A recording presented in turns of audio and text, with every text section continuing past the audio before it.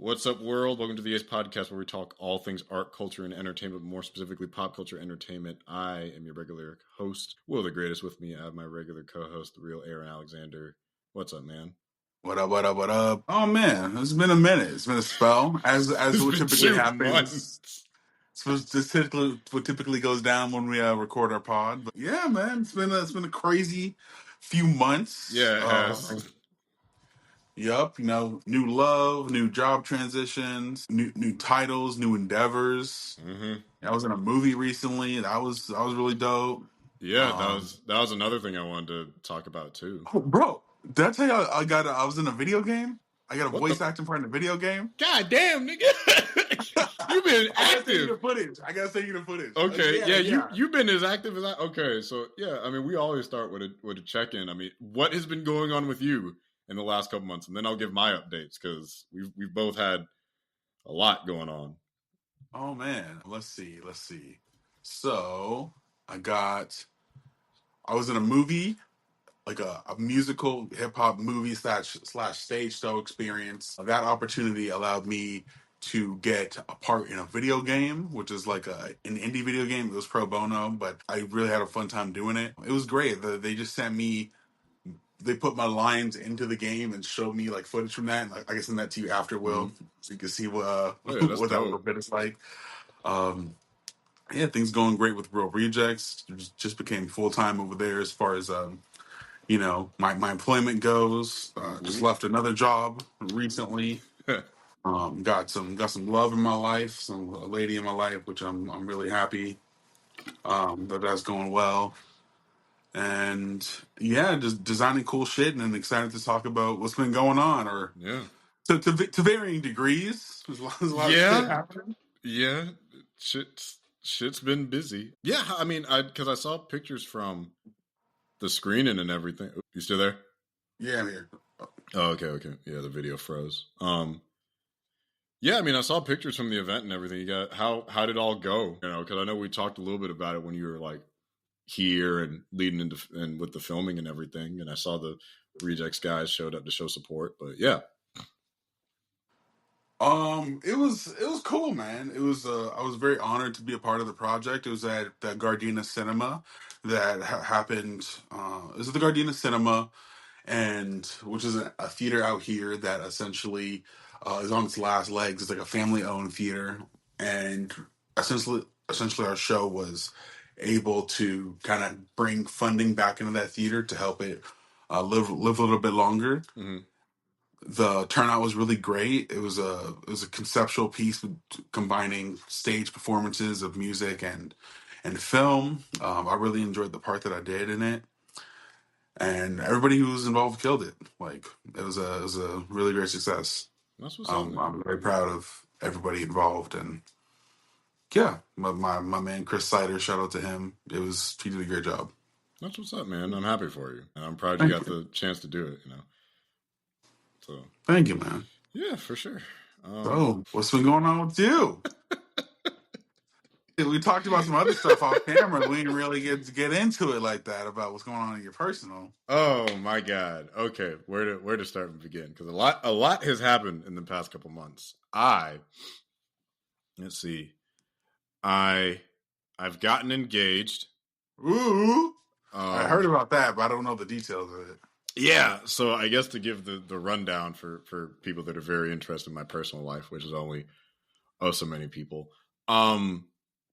Yeah, so I've been with my now fiance almost 3.5 years at this point. So I realized back, I think last summer, I'm just like, cool, I think I'm ready to like take that next step, yada yada yada. So a lot of stuff that happened that helped with the planning was honestly coincidental.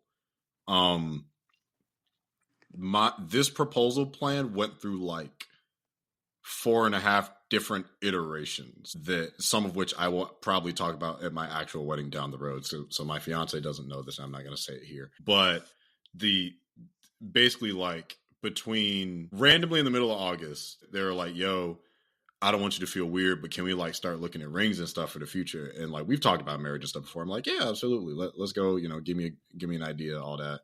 Cool. Then in October, we went to Denver to see Kehlani live, and that's my partner's like favorite artist. So I got us the meet and greet package. Their life has been forever changed since that. So actually my phone background is the three of us together looking like a hilarious polycule. And so while we were there, like right before the concert, we were at a ring shop out in Denver, which beautiful city, fun trip and everything. Would enjoy going back. The B&B we stayed at was fucking fire. The shower had heated floors, like that. It was really nice. But yeah. So being out there in Denver, I got more ideas about the ring. So from August to I think the first week of December, I was having one custom made, but also looking for rings at the same time. I didn't find any that I really liked. The custom one that I got designed, I honestly liked. It was in the budget I had set for myself, which was great. So got that paid for, got that done. Me and my fiance have grown to take on birds as a partial symbol of our relationship. So there's where it all comes together. And all throughout this time, I've been trying to get the blessings from the sibling, from mom, from grandma. So like all the major family members, I've been having to do this on like the low. So the only people that have had any idea of what I'm planning were like my mom and my sister. And then, like, in December, like, my homeboy that you met, Cameron, my best friend out here, he knew when I got the ring that I was going to propose. So it's like, he was one of the people that knew, but he didn't know explicitly when. So 31st, so on New Year's Eve, all I said in, like, the middle of November is I'm like, block out these 2 days for us. And my partner's like, ooh, okay, that's cool. I'm like, yeah, we're going on a date. I didn't say any other details. So what happened was it was a long day. So where I live now is about an hour from my hometown, which isn't bad. That's where I picked you up from, and you've met my family and shit. So I drove us an hour out. The day started an hour behind because Sam's Club was pissing me off, and that leads into some other shit. But it's fine. It all worked out. I drove an hour out for us to get brunch near my hometown. And then I drove another 2 hours, 2:20 after brunch to a bird conservatory out in a completely different part of the state that I'd never been to. And we walked around the park, saw all the pretty birds of the world, and it was really fun and really nice and romantic. And then there's this gazebo that I saw. Again, a couple bits of this were planned on the fly. I'm like, all right, I'm going to find a spot here that's romantic. There weren't a lot of people there. Luckily, it was the 31st. So we go to the gazebo, and I have my shoulder bag with me. The ring box is in there, and you don't understand how fucking anxious I've been I was anxious about that shit since I got the ring. So it was just like going into Christmas and everything was really kind of stressful. And that was a really heavy week in general for additional reasons, but I had the ring box with the ring in it. It has this cool ass little light. I had a tripod, and I had what I had written down as my proposal in my bag. And my partner knows none of this. So we go to the gazebo. I'm like, babe, let's take some selfies. Let's do a fit check, so we can post this on the gram later. And my partner's like, obviously down for that. It's like, oh yeah, let's do it. It's like, oh, he got the tripod out and everything. And so by sheer happenstance, because God was shining on me because of how fucking tired he knew I was, the sunlight was like directly in front of the gazebo, right in front of us. Wow. So I set it up and I start recording, and it's funny because like I can't post the whole video because they're kind of wilding out a little bit at the beginning. And so I'm like, babe, let's sit down. It's like, why? What's up? And so I pulled the box out, and it's a unique box. It's not a regular box, so it's shaped like a rose. And I open it up, and my partner's like, what's this? Like, legitimately confused. It's like, what's this, babe? And I'm like, well, hold this. And I'll unfold the paper and go through my spiel and proposal and everything. I get the yes. It's great. It's beautiful. We're happy and smiling and everything, and officially get engaged and hop back in the car. So it was nice. It was beautiful. We go back to my family's house because I was not going to be able to make that full 3-hour drive. We stay there. And I, like, having been on the road, I was up since like 8. And I was on the road for at least 5 hours that day, getting everything according to plan. And it went completely smoothly. Thank God. I have it on video. It was great. Ring came out great. So everything went well. And then the next day was the surprise engagement party with a bunch of our friends and family and everything, where I'm like, yeah, I was telling people it was a housewarming, which it also technically was, but it was also like partially the engagement party with several friends and family and stuff like that. So it was overall really, really good. It was really romantic. It was really nice. So yeah, now I am engaged and in the midst of wedding planning. I finished my next video script this past weekend. I'm not going to get into too many details about it, but it is anime related, so I don't have to dig back into that fucking pie franchise for at least a little bit longer. Just because movie reviews like take a minute to get through. I have to focus on them, especially if it's something I've already seen. That takes a lot of intentional attention from me. And I have so many things I'm working on, like, you know, about the script and then the abridged version of the script that I'm working on now, amongst some other shorts. I am finally getting a callback for an audition later in February, so fingers crossed that I get this. I think it's a student project for, I think they're pitching it as a series. So I'm going in for that later this month. I'm going on a mini vacation also. Sorry, not this month. Next month, February.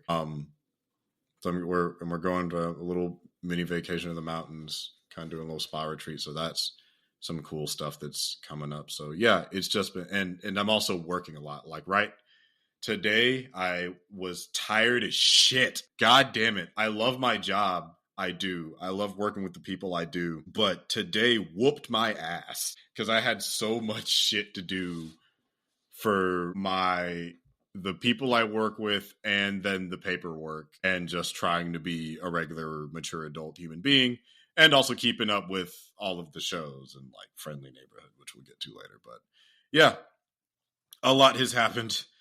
I am working more than I have before, which is good for my pay amount.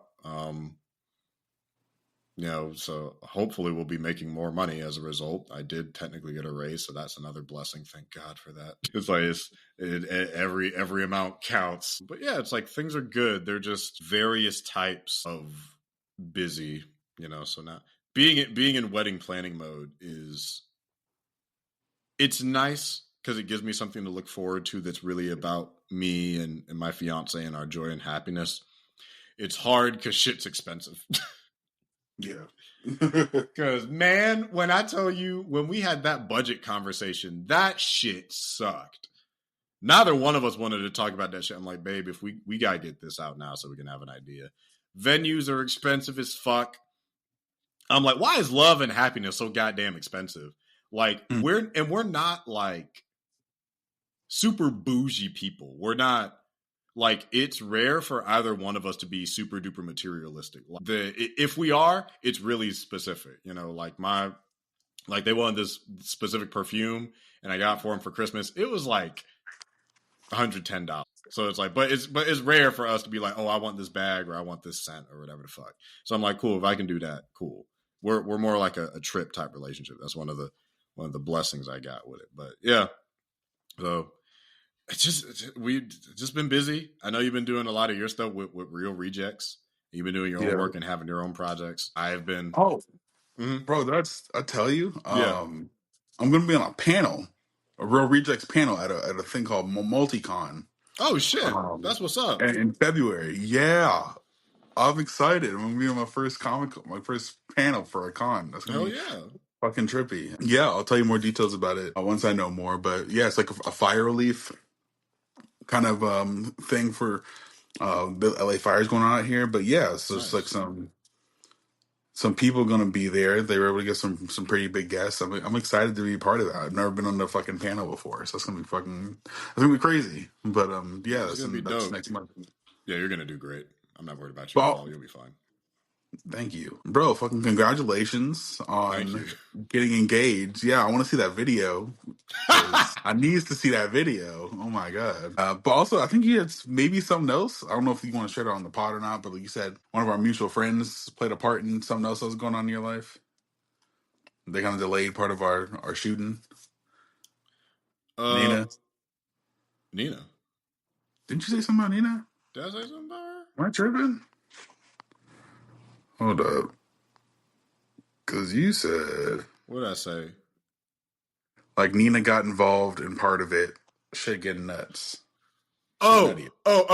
okay. I will tell you about that off the show because Okay. that is so much. So that is some shit that I can't talk about in something that I'm recording.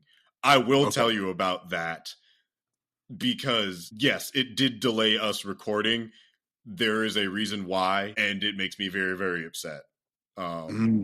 She didn't do anything wrong. She was a great like support system. But I'm saying that's how she got involved.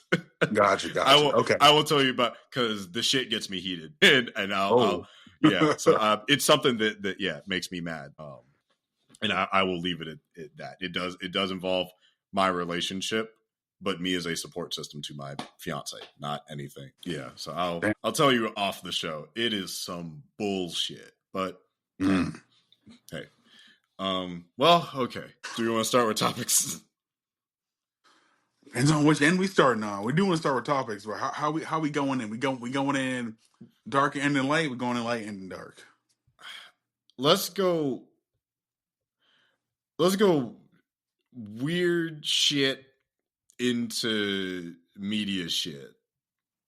Okay, I'm with it. Speaking of shit, somebody got shot. The Luigi Mangione allegedly shooting what is his name? CEO. The CEO, Brian something of United Healthcare. Healthcare. I think it was December was when this originally happened. And it's still faintly making the rounds of news just with a lot of controversies about his choice to do so. Even if he's actually the guy that did it, which me personally, that's why I say alleged, because I'm still a little suspicious based off that initial photo and then how he looks. It's hard for me to believe that like the NYPD caught somebody this fast. Is that the he was in a different state and then McDonald's worker tipped him off. He was chilling there eating his McDonald's. And he had the manifesto and like with him. So it feels like a little it seems quick. It seems a little because it was like within 72 hours, and that's usually the window when they lose people. And it just seems kind of convenient because like he seems like a regular ass dude, all things considered. Like I know people want a lot of acts of public violence and domestic terror acts, and acts of assault like that to kind of swing hard one political direction or the other. Most people, honestly, like the average American probably falls a lot more in the middle, probably skewing a little bit more to the left side than they may realize. But he just seems like a average dude with above average access to means and resources. If it was him, based off what's being alleged, because apparently it was like a 3D printed gun, and the bullets had like I can't remember. It was the title of the book. But that had to do with just like the misuse and abuse of like the powers that be from privatized health organizations. And it's a case of I do not endorse public acts of violence or terrorism of any sort. Nope. But I can understand the circumstances that can push somebody to do that. And like in that, it was funny because like Blue Cross Blue Shield's board it was like the same day the shooting happened, was saying that they were going to like cut off certain levels of access to anesthetics after like a certain price point for patients in certain stats. And then they repealed it within like 2 days after the shooting. I'm like, yeah, let's read the room on that one. That wasn't too bright. Run that back. Rewind that real quick. Yeah, it's like let's give that one a space to breathe. What behooves me though is that there was a greater decry to up security personnel for the CEOs instead of investigating the private sector, the private health sector, to talk about all these disgruntled like cases and all these disgruntled clients and all these wronged people that have basically been killed by the lack of accessibility to these medical resources. Yeah, it was a crazy time, especially right when it happened, and it's understandable. I believe Luigi went through his own sort of medical situation that led him to this point, and yeah, it's just it's a symptom of a larger issue, and I guess his alleged murdering of the CEO was caused by a boiling point of frustration that many people feel, and I feel like this is like the one point that has united people on the right and the left. Like, yeah, Which we need was to fucking fix this healthcare shit. which was Because this is not right. That was unprecedented to me. Like, people got mad at Ben Shapiro where Ben's goofy ass was like, well, it's not right to kill CEOs. And everyone was like, Ben, he's a fucking guy who's fucking over people in the healthcare system. You know, it's like people on the right and a lot of conservatives were not agreeing with him. I'm like, oh my God, it's a flicker of class solidarity where all the lights turned on at the same time. That never happens. And again, it's like there's a significant amount of like structural work that would have to be done to like undo a lot of this horse shit. But it was somewhat pleasant for like a week to just feel like everyone was on the same page. To this point, I haven't seen anyone that disagreed with what he did. Not very many. They disagree with murder. They disagree with the act. But no one that's like, you know, I haven't seen anyone extend sympathy to the actual guy or say that like Luigi was in the wrong. Now, again, I'll say it's like, you shouldn't shoot people like randomly or unprovoked, like self-defense. Sure, there's a conversation about that. Got to protect yourself. It's rough out here and it's getting rougher, and we'll get into that in a sec.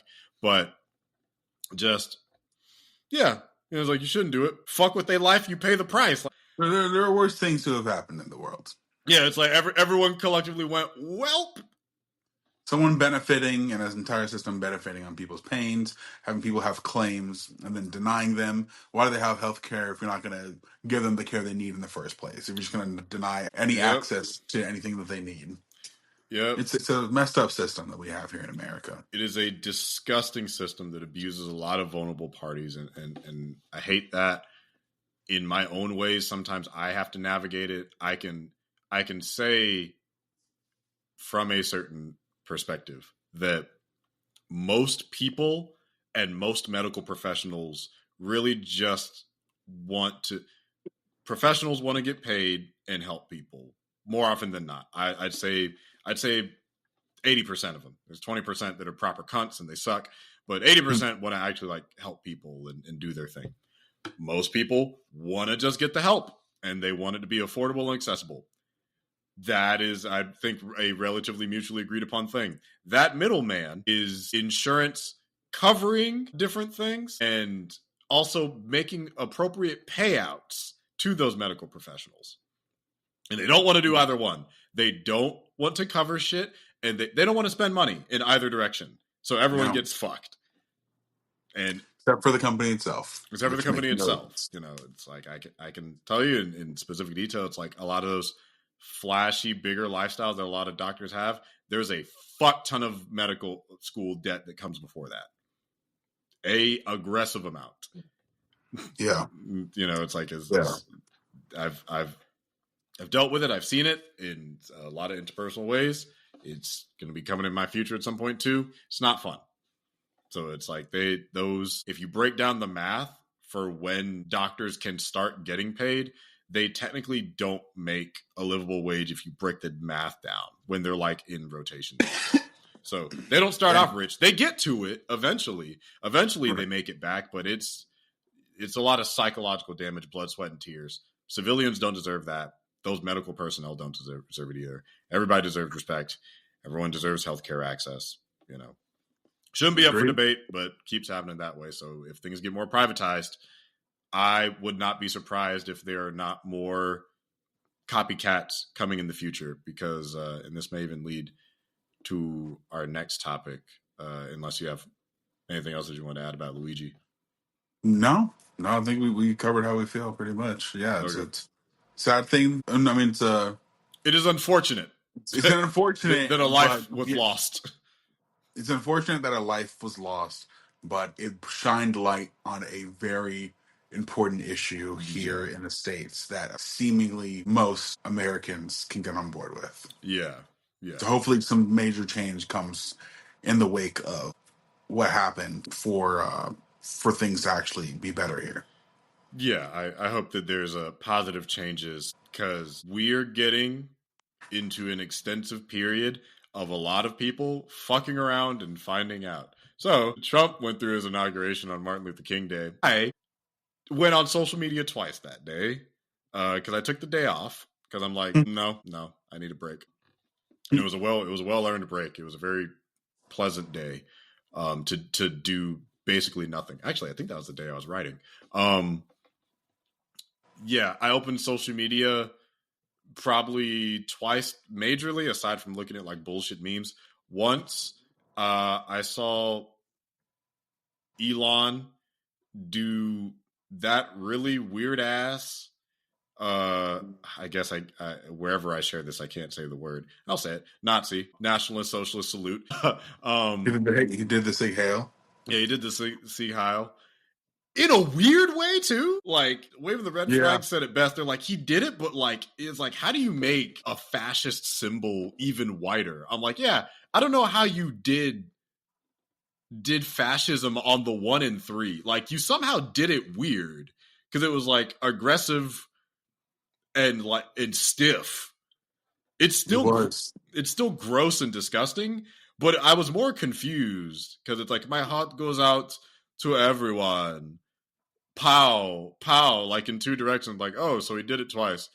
All right. And now people are debating. It's like, oh, it's a Roman salute. What the fuck happened to Rome? What did they do to Caesar? Rome was an empire. How was Rome handled? Shut the fuck up. Crazy. You know, it's crazy. Like, and then I logged in later on, and all I heard was like Trump has put a policy into effect saying that everyone is the gender they were at conception, which not even getting into the biological aspect of you basically made everybody a woman because it's not how that shit works. And I know what they're trying to do. I'm like, transphobia. And I just like closed it. I'm like, it's not that I don't care. I actually do care intensely about these topics. It was so much shit in such a short amount of time. So many fucking executive orders. Some of these impacted people I knew. That federal hiring freeze fucked with a job opportunity of a good friend of mine. Oh, man. It impacted veterans. Fuck with them. Fuck with disabled people. They just unfroze, I think, some finances. Tariffs are about to go up for technological exports. So everybody that needs computer shit, you want to get on that now because it's about to go up, I think, 25%. Ooh. I think I could be misremembering, but that's what I may recall here. And I'm, again, might be misremembering because he's like, well, if we don't buy from outside there, they're either going to be forced to adapt or it's going to make more jobs here. I'm like, no, that's stupid. Strong man fucking mentality. It's so dumb because one, it's not that we don't have the talent. It's this runs. So it's like you're allegedly trying to create more opportunities for technological development and employment for us to be a greater export for that technology. Okay, that's an argument. But one, you cut all the DEI programs.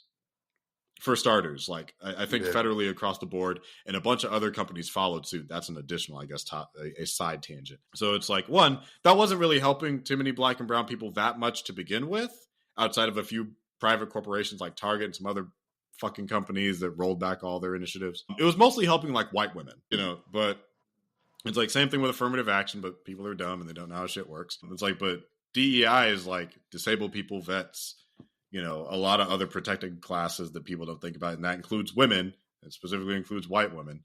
So you're getting rid of DEI. You're sending out ICE aggressively to deport or basically like citizen test people, including Native Americans for some stupid reason. Wow. Jeez. Yeah, like there have been a couple incidences of them trying to verify the identity of Native people, and they had to like call their councils to confirm, yes, they're a member of the tribe, which is some crazy like fucking damn near blood quantum weird shit. So you're cutting initiatives that would encourage people to work. You're trying to export people based off of, their immigration status, which it's like, again, undocumented people, it's like, yeah, I think they should go through appropriate channels, but that should also be like realistic and feasible, background checks, blah, blah, blah. But make it accessible for those people. Shipping them out doesn't stop them from coming back. Make it accessible, making it easier for people to become citizens. Yeah. Rather than this because it's crazy how much stuff you need to know to become a citizen, where most Americans don't even know the shit that the immigrants need to know. No, they don't. It's an incredibly difficult and trying process, and a lot of people are going to be swept up in it. So you're taking two major points to disincentivize people to work, all while allegedly trying to make more job opportunities in the country. That don't make no fucking sense. Not a goddamn lick. Ban and trans people from the military when military recruitment numbers are already lower because no one our generation and downwards wants to be in the fucking military because we've seen how the government treats veterans. It's not great. They deserve better. It's true. All of it's fucking like there's all this money invested into the military, but VA does a good amount of stuff, has a bit of coverage to some vets, and to the ones that it does, that's great for them. Not as much as it should be, though. So it's like you're investing all this money in the military, but not as much in protecting the veterans that already served their time. Some of them, yeah, but not all of them. So it's like you're not doing a great job of your checks and balances. I've heard a couple weird stories about how the VA operates. So it's like it's just been a mess, and it's only been like a week and a half. Yeah, only a week, if that. What's today's date? Yeah, we're recording this on the 30th. He went in on the 19th, so week and a half. Yeah, damn, crazy. Like it's just, I'm not surprised by, the conservative crazy man and his cabal of goofy ass lunatics, doing what they're doing. I am surprised that it is so structured.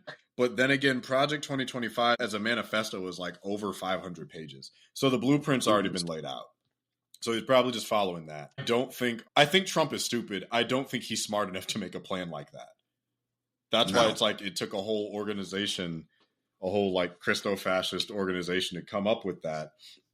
And it's just like disincentivizing Americans from being American. It's dumb shit. It's going to be really hard for people for a long time. Yeah, so it's like times are going to be tough. We're not going to like it. Only a couple small things like surprised me. Like Snoop and Nelly and Soulja Boy and Rick Ross performing at the inauguration. I'm like, lame. Snoop was disappointing the most for me. Snoop was the most because he openly talked shit about him for years. Nelly was just confusing. I don't give a shit about Soulja Boy. Nobody cares about Rick. If you hold a gun to my head and say name 5 Rick Ross songs or else, I'm gonna say it's like, well, tell my family I love them. Like, it's a wrap for me. I'm gonna say like, Purple Flowers.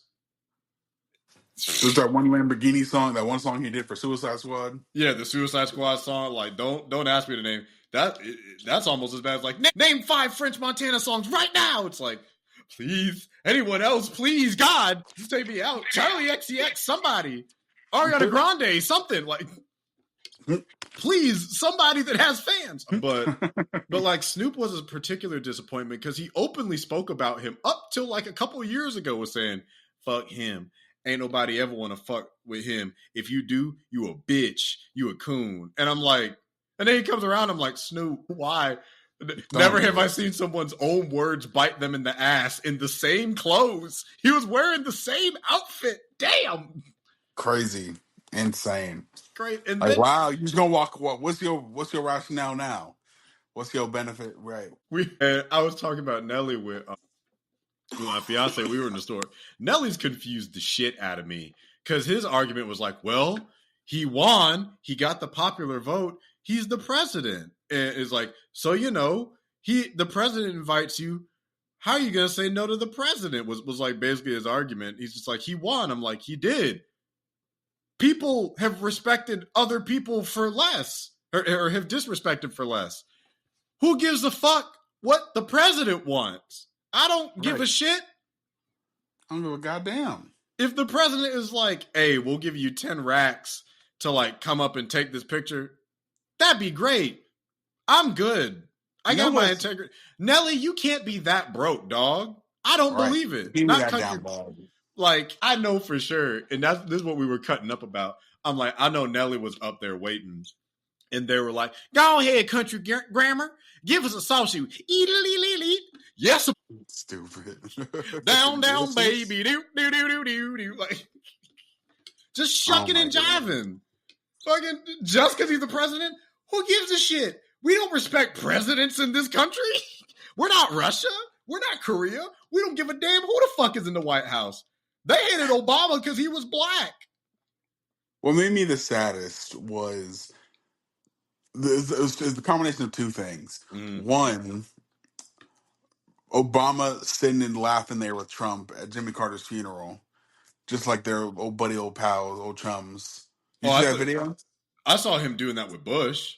Nobody was sitting next to Trump. And Trump and Obama were sitting next to each other, hand in hand, laughing about some shit.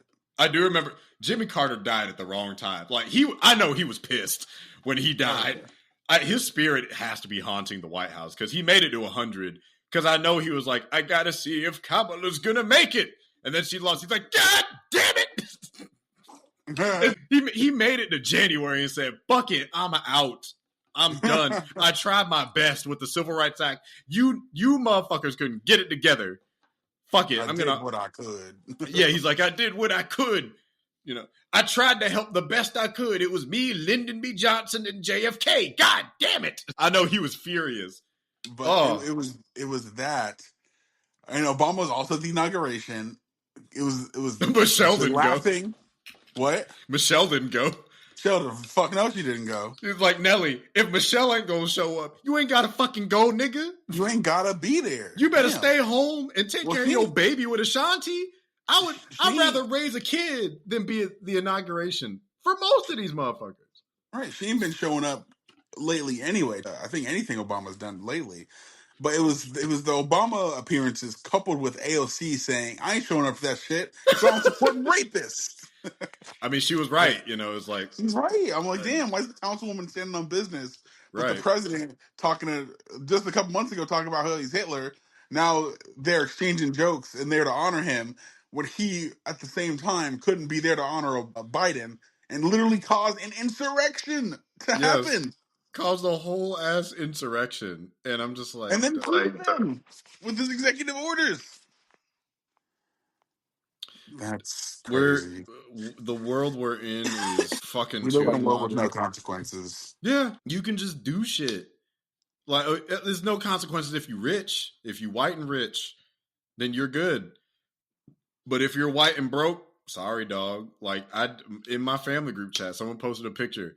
It was ICE detaining a guy, and his shirt said Latinos for Trump. I'm like, people are about to fuck around and find out very fast. Super fast. Damn. What was the other thing that they fucking repealed too that's going to impact a lot of people? Birthright citizenship. That's going to fuck with a lot of people, particularly immigrants. Well, no, I think they said that they can't do that because it's unconstitutional. He tried to do it, but okay. Yeah, which is not going to stop him from trying. Yeah, try it again. It's like, you think it being unconstitutional will stop people. It's like, it'll slow them down. They're just going to try. If you were born here, if you were born in this country, you are a citizen. That's how that works. Yeah, it's one of the few... stop that. One of the few things I can agree with, but I'm just like, okay, but by that metric, basically anyone who's white, you're just leaving the natives alone. I'm like, this might work out for them. They've waited fucking 300 years for this shit to roll back around. Right.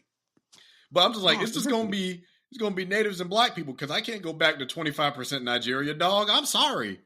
You can send me to South Carolina, but that's as far where the boat stops and starts. My black ancestors ain't asked to be here. The white ones brought us here. I might take a hand and ship it over to fucking England and, you know, European Jewish and France and shit.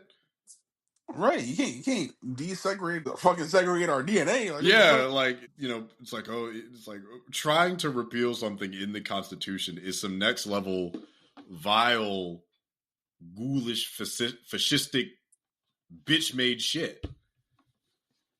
It's like if you a Nazi, you a bitch. this is what half the country wanted. Yeah, it's like y'all voted for this. I ain't vote for this shit. I don't vote for this either. Yeah, it's like I know where my beliefs lie, and I know who I thought had a better chance, and I stopped and thought about it, and I'm like, that's impressive what you did for 100 days. Let's not make them mistakes again, because it's but like it sucks because, like, if we're really gonna talk about it, we can talk about it. One side was bad, and the other side was evil. So it's Exactly, like, exactly, and it's like I'm not removing blame from the Democrats in certain capacities because you motherfuckers waited and sat on your hands for that old ass man to be like, well, he's fit to run again. The motherfucker's 80. What is wrong with you? On top of that, they were also trying to play Republican light by trying to double down on the deportation shit, like Trump was. Double down on the deportation shit, like it, and not even to get too deep. There is a minor bit of quote unquote good-ish news about them finally deciding on a ceasefire between Israel and Gaza. But I'm like, here's the thing. One, okay, I can sort of understand because I know that America's political allies with Israel that you can't technically call it what it is, which is a genocide. But I'm like, here's the thing. All you got to do is like, look, stop bombing those people or we can't give you any more money. Yeah. That's it. It's not saying, the whole thing of like, I hate that we can't call something what it is. I hate that we can't stand in the line and be like, no, this is wrong because we're a superpower. We have the capability and means to just dead that shit, and we choose not to because we are buddy with like other countries and shit. And we have invested political interest for various reasons of control and power and territory. It's really dicey, long-term shit that's a lot older than me. So I can understand from a technical sense. I don't agree with it, but I understand how it gets there. But the least you could have done is be like, look, dog, leave those people alone for a little bit and stop sending money. And they said, fuck it. We don't care. Whoever's in power is going to support us anyways. So the Democrats doubled down on it. They're like, hey, man, it's bad that those people are dying. And there's bad people dying on both sides. There's good people dying on both sides. Like, don't both sides this shit. One side is way bigger than the other. Yeah, but it's bullshit. There were just a bunch of mistakes. That's not even talking about like the misogynoir against, like, they were calling her like some sort of radical leftist socialist. I'm like, Kamala, the one that everyone calls a cop. Mind you, I don't even like fully agree with that sentiment anymore after doing a little bit of research. But I'm like, no. The messaging was all over the map. Just don't say anything under the sun to try to discredit her. They're trying to call her everything but a child of God. And I'm like, look, it's like, did she have, I think, the intellectual capability to be a good president? Yeah. I think she got a good background. She's one of the few candidates in any political standing that's worked in like all three branches of the government, which is impressive. So it's like, if anyone's going to notice it, cool. Do I also have critiques of her? Yeah. Of course. Like, that would go for any political figure. It's like, I just thought she might have probably made some better decisions. So I'm like, given the chance that y'all did this goofy ass shit in 100 days with a black woman, you were already set at a major disadvantage on two fronts. And that's before we get into the debates and all that. I'm like, I don't want them to double down on stupid again and be like, well, it was the voters' fault. No, he got the popular vote and the electoral colleges. He did. He got it fair. I hate to say it. He got it fair and square. It's your fucking fault. And I went up for her. She ain't win. It sucks. Hate that that's what happened, but it is how it shook out. And now all of the people that voted for him are about to see the consequence of that very, very swiftly. Yeah, and unfortunately, more than just his base is going to pay for it. Yeah, it's like everyone's gonna suffer in some form or fashion because you realize that it's like it's not as much left and right as you want it to be. It's rich versus poor. It's rich versus you. You ain't up there with them. You know, it's like, you aren't going to escape this. Shit, JD Vance's wife probably isn't going to escape this when it comes down to brass tacks.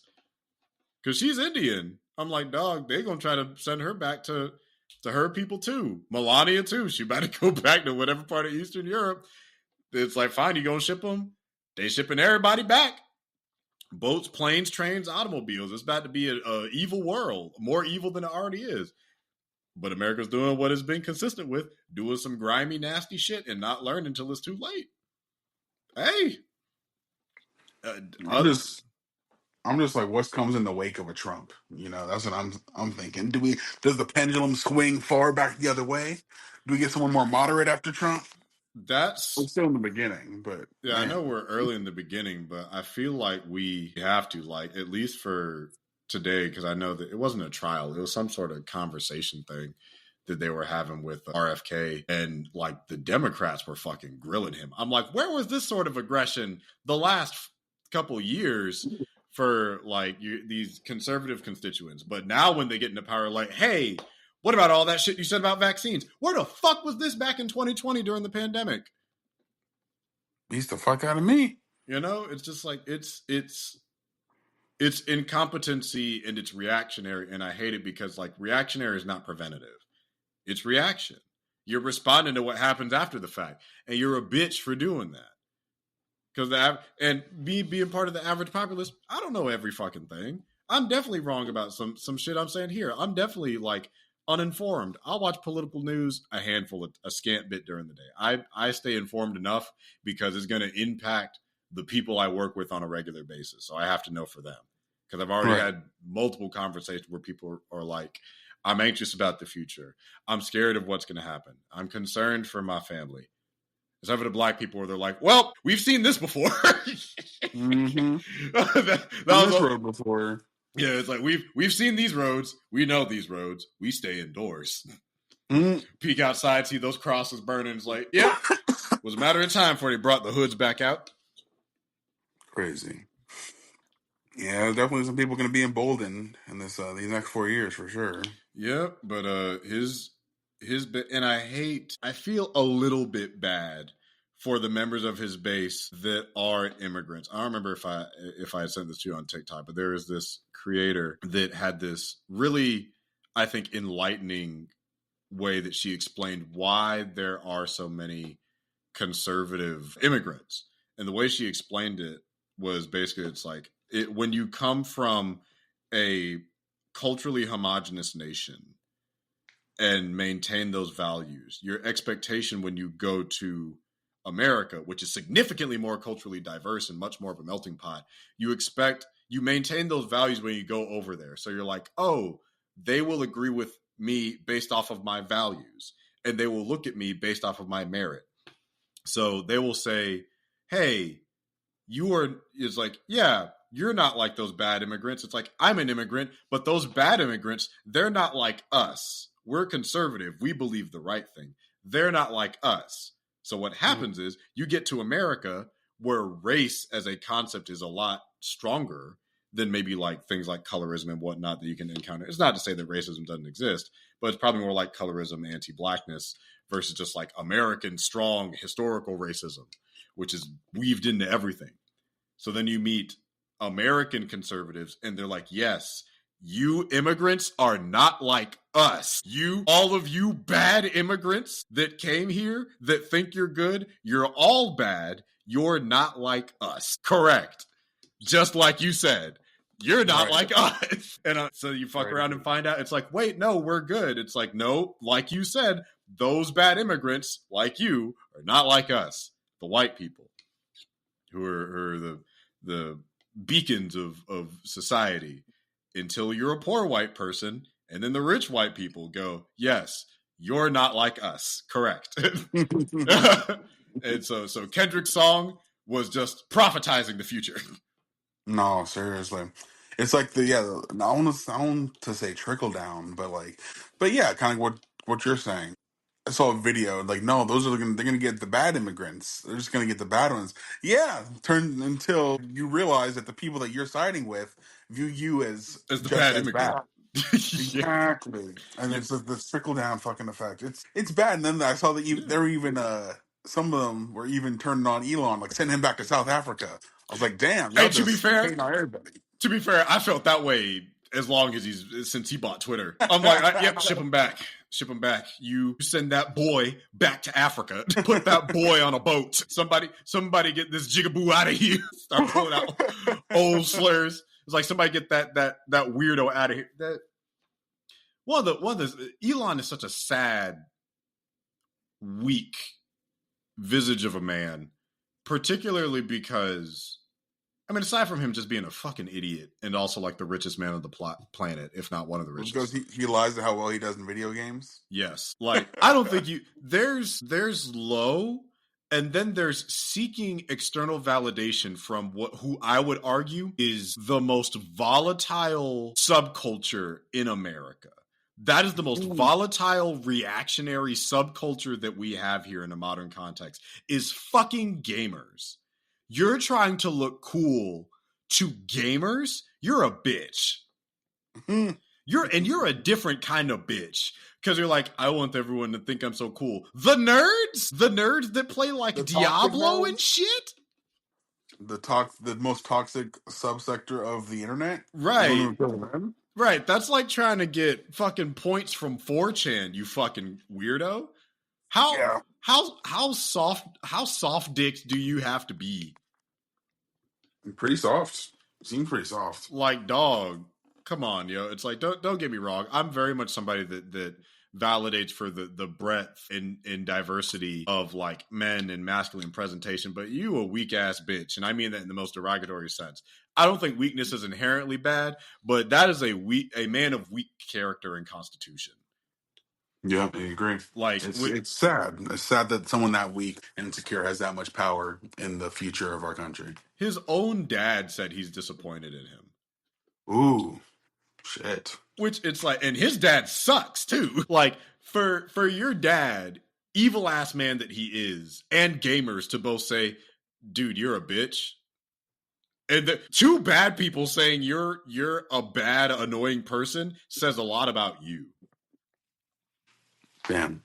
You know? That's like, yeah, it's like, if the weirdos think you're a weirdo, you have fucked up somewhere along the way. Yeah. I guess you just gotta take that insecurity down the country. Just gotta throw your heart out there to everybody. Yep. No.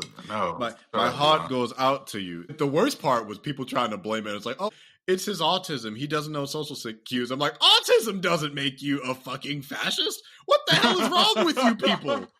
I didn't know about the Nazi factor of autism. I've never heard anyone whose like special interest was like Nazi history or throwing up Sieg Heils.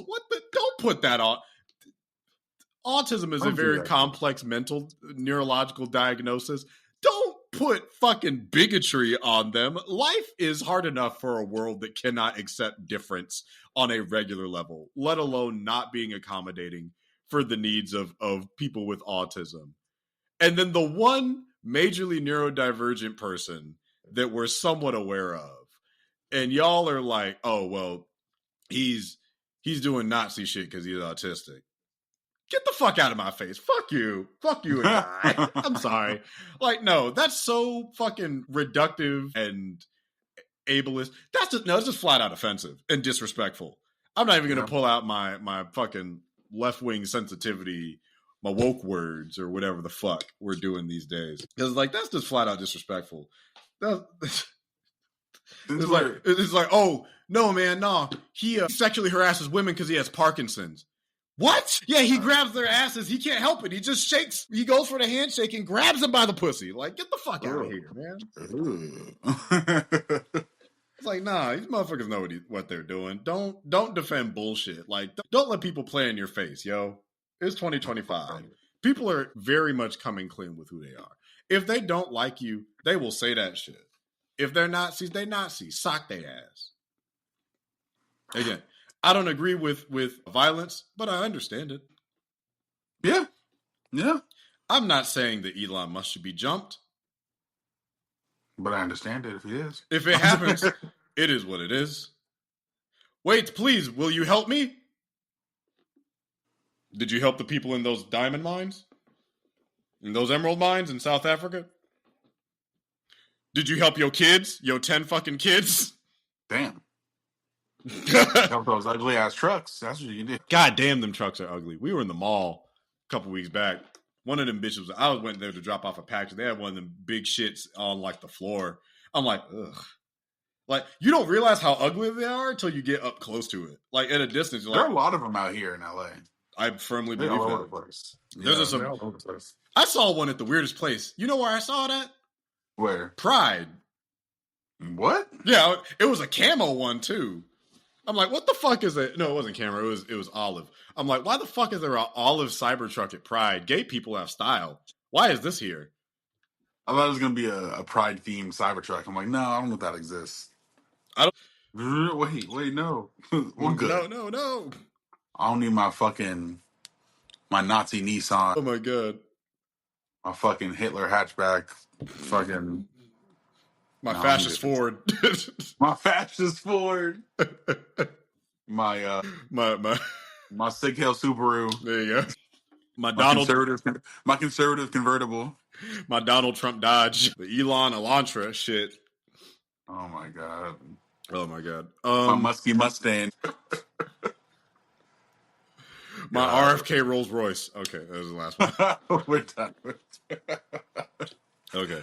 Oh man, I feel like I don't know what your transition was, but I feel like that's a decent one to go into some other dumb anti woke sentiments in recent memory. Unless that's later. I was gonna talk about the TikTok ban. Oh, okay, fair. But we'll get to back in. Yeah, we'll get to that stupid shit. Yeah. I mean, so how did you feel about it? Because you're a lot more active on TikTok than I am. I'll tell you how it went for me that day. Because it was like Sunday. That was weird, bro. Because I remember watching it the day before. I'm sorry. It's supposed to happen. I think the inauguration was the 20th. It was on a Monday. Yeah. TikTok went down, up and down on Sunday. It was supposed to have its final day of the ban on the 19th. Right. What had happened was I'm sitting there on the 18th watching all these season finale TikToks. People coming out with like comedy bangers. Also, people in the, mind you, not the end of the internet, the end of an app showing their whole ass lying to their audiences. It's like, I've been lying to you for years. This is how I'm going out. Deuces. I was like, the internet's still a thing, right? There's other platforms. So what are we doing? And then all these motherfuckers. Well, first of all, I was like, damn, this shit's crazy. And the girl I'm seeing, because I send you a lot of TikToks, and I send her a lot of TikToks. She's finally catching up with the TikToks. And there's a message pops up. They're saying, warning, TikTok is going to be banned in the U.S.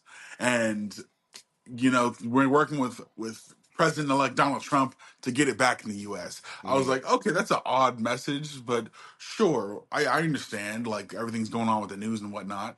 But everything I've taken into account prior to my understanding is that the TikTok ban was not something that happens immediately. It just means there's no updates to the app. Yeah. So it was in theory, it would just be removed from app stores. Yeah.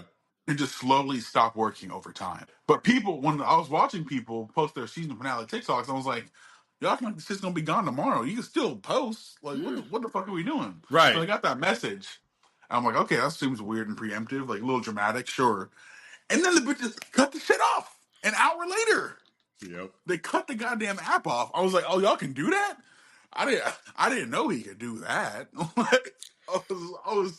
I was baffled. I'm like, damn, it's not even tomorrow yet. What the fuck? That was disrespectful.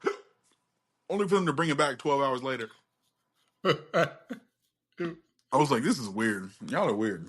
And then Trump, and when they brought it back, they said, thank you, Senor Trump, Daddy Trump. Please. Mind you, they made it seem like they were going to bring it back after he got in the office. They did this shit before he even came back. Yeah. I was like, this feels Weird. This feels staged. This feels weird. This feels staged. I don't like it. Y'all are weird. Yeah, like the energy of like the season finale of TikTok for America was like watching the Titanic slowly go down. Everyone's doing their goodbyes and like, oh, follow me on here and here, for more content. And what was it? Yeah, it was Sunday, and I'm at my fiance's apartment and shit. And so like I'm going through my last couple scrolls or whatever, chilling. It's the morning, and we're in the bed, and they're like, "Babe, it's gone." I'm like, "What?" Because they're on TikTok way more than I am. So y'all two basically bully me in the app. And I'm like, "What?" And I open it up, and I got the little message, just like, "Sorry, we're down until like America figures out blah blah blah." And I'm like, "Well, it was cool while it lasted. I ain't saying no fucking goodbye because I know that the app wasn't going to really be dead in the first place. It's just going to wither away and deteriorate. Like I knew that much. So for reference, I have an Android. So I'm like, well, it's a wrap. I ordered my last bit of shit off the TikTok shop, so that's coming in the mail. So I deleted the app. 3 hours passed, and by then we're at my house. I'm like making brunch and shit. I come out to the living room and Shawty on the couch, and it's like, babe, it's back. I'm like, huh? And they show me their phone, and it's like, thanks, President Trump, and the rest of the app was working. So the reason I brought up the fact that I have an Android is because I have forgotten in that moment that it's taken down from the app stores. So I'm like, oh shit, it's back. Okay, let me go get it. And I open the Play Store, and I'm like, oh fuck, that's right. So I have to go through a backroads method of getting the app back. So I have it back now, reinstalled. It works completely fine, and it works like normal. So luckily, I can do that because I have an Android. But if you got Apple and you made that same mistake that I did, but like also going back, I don't know if you feel this. It feels different. Yours feels different. Mine doesn't feel that different.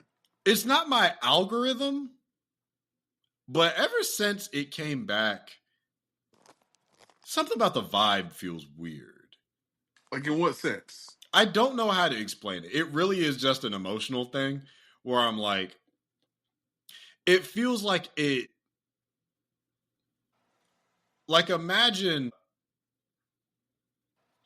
like, it's like when Terrence Howard was a roadie in Iron Man 1, and then Iron Man 2 came out, and it's Don Cheadle. That's how it feels. Like, I know this is the same, but something feels different. Okay. I think maybe I can kind of connect to that sentiment in the sense that I think it's because everything was supposed to end, and then it kept going. And everyone's like, well, shit, back to normal, I guess. What are we supposed to do after basically half the app blew they fucking spot up, revealed they were lying to everybody? Not really anyone that I follow, but I heard everyone talking about those were things that other people were doing. No, yeah, I heard that too. It's like the wake of everything. I think the thing that creates that sense for me, like shit's different. Mm-hmm. Even though my algorithm's the same, but yeah, it's this thing about TikTok. There was so much. First of all, social media's been around for years. Like fucking social media's been around actively in my life for at least the better part of 20 years, 10, maybe 15 years. Like, I mean, granted, I'm talking about like I've had Facebook since 2009. Yeah, right. Yeah. So, and never in all my time has there been this much fuss about an app that everybody uses. So it was like the Renegade app where it was free.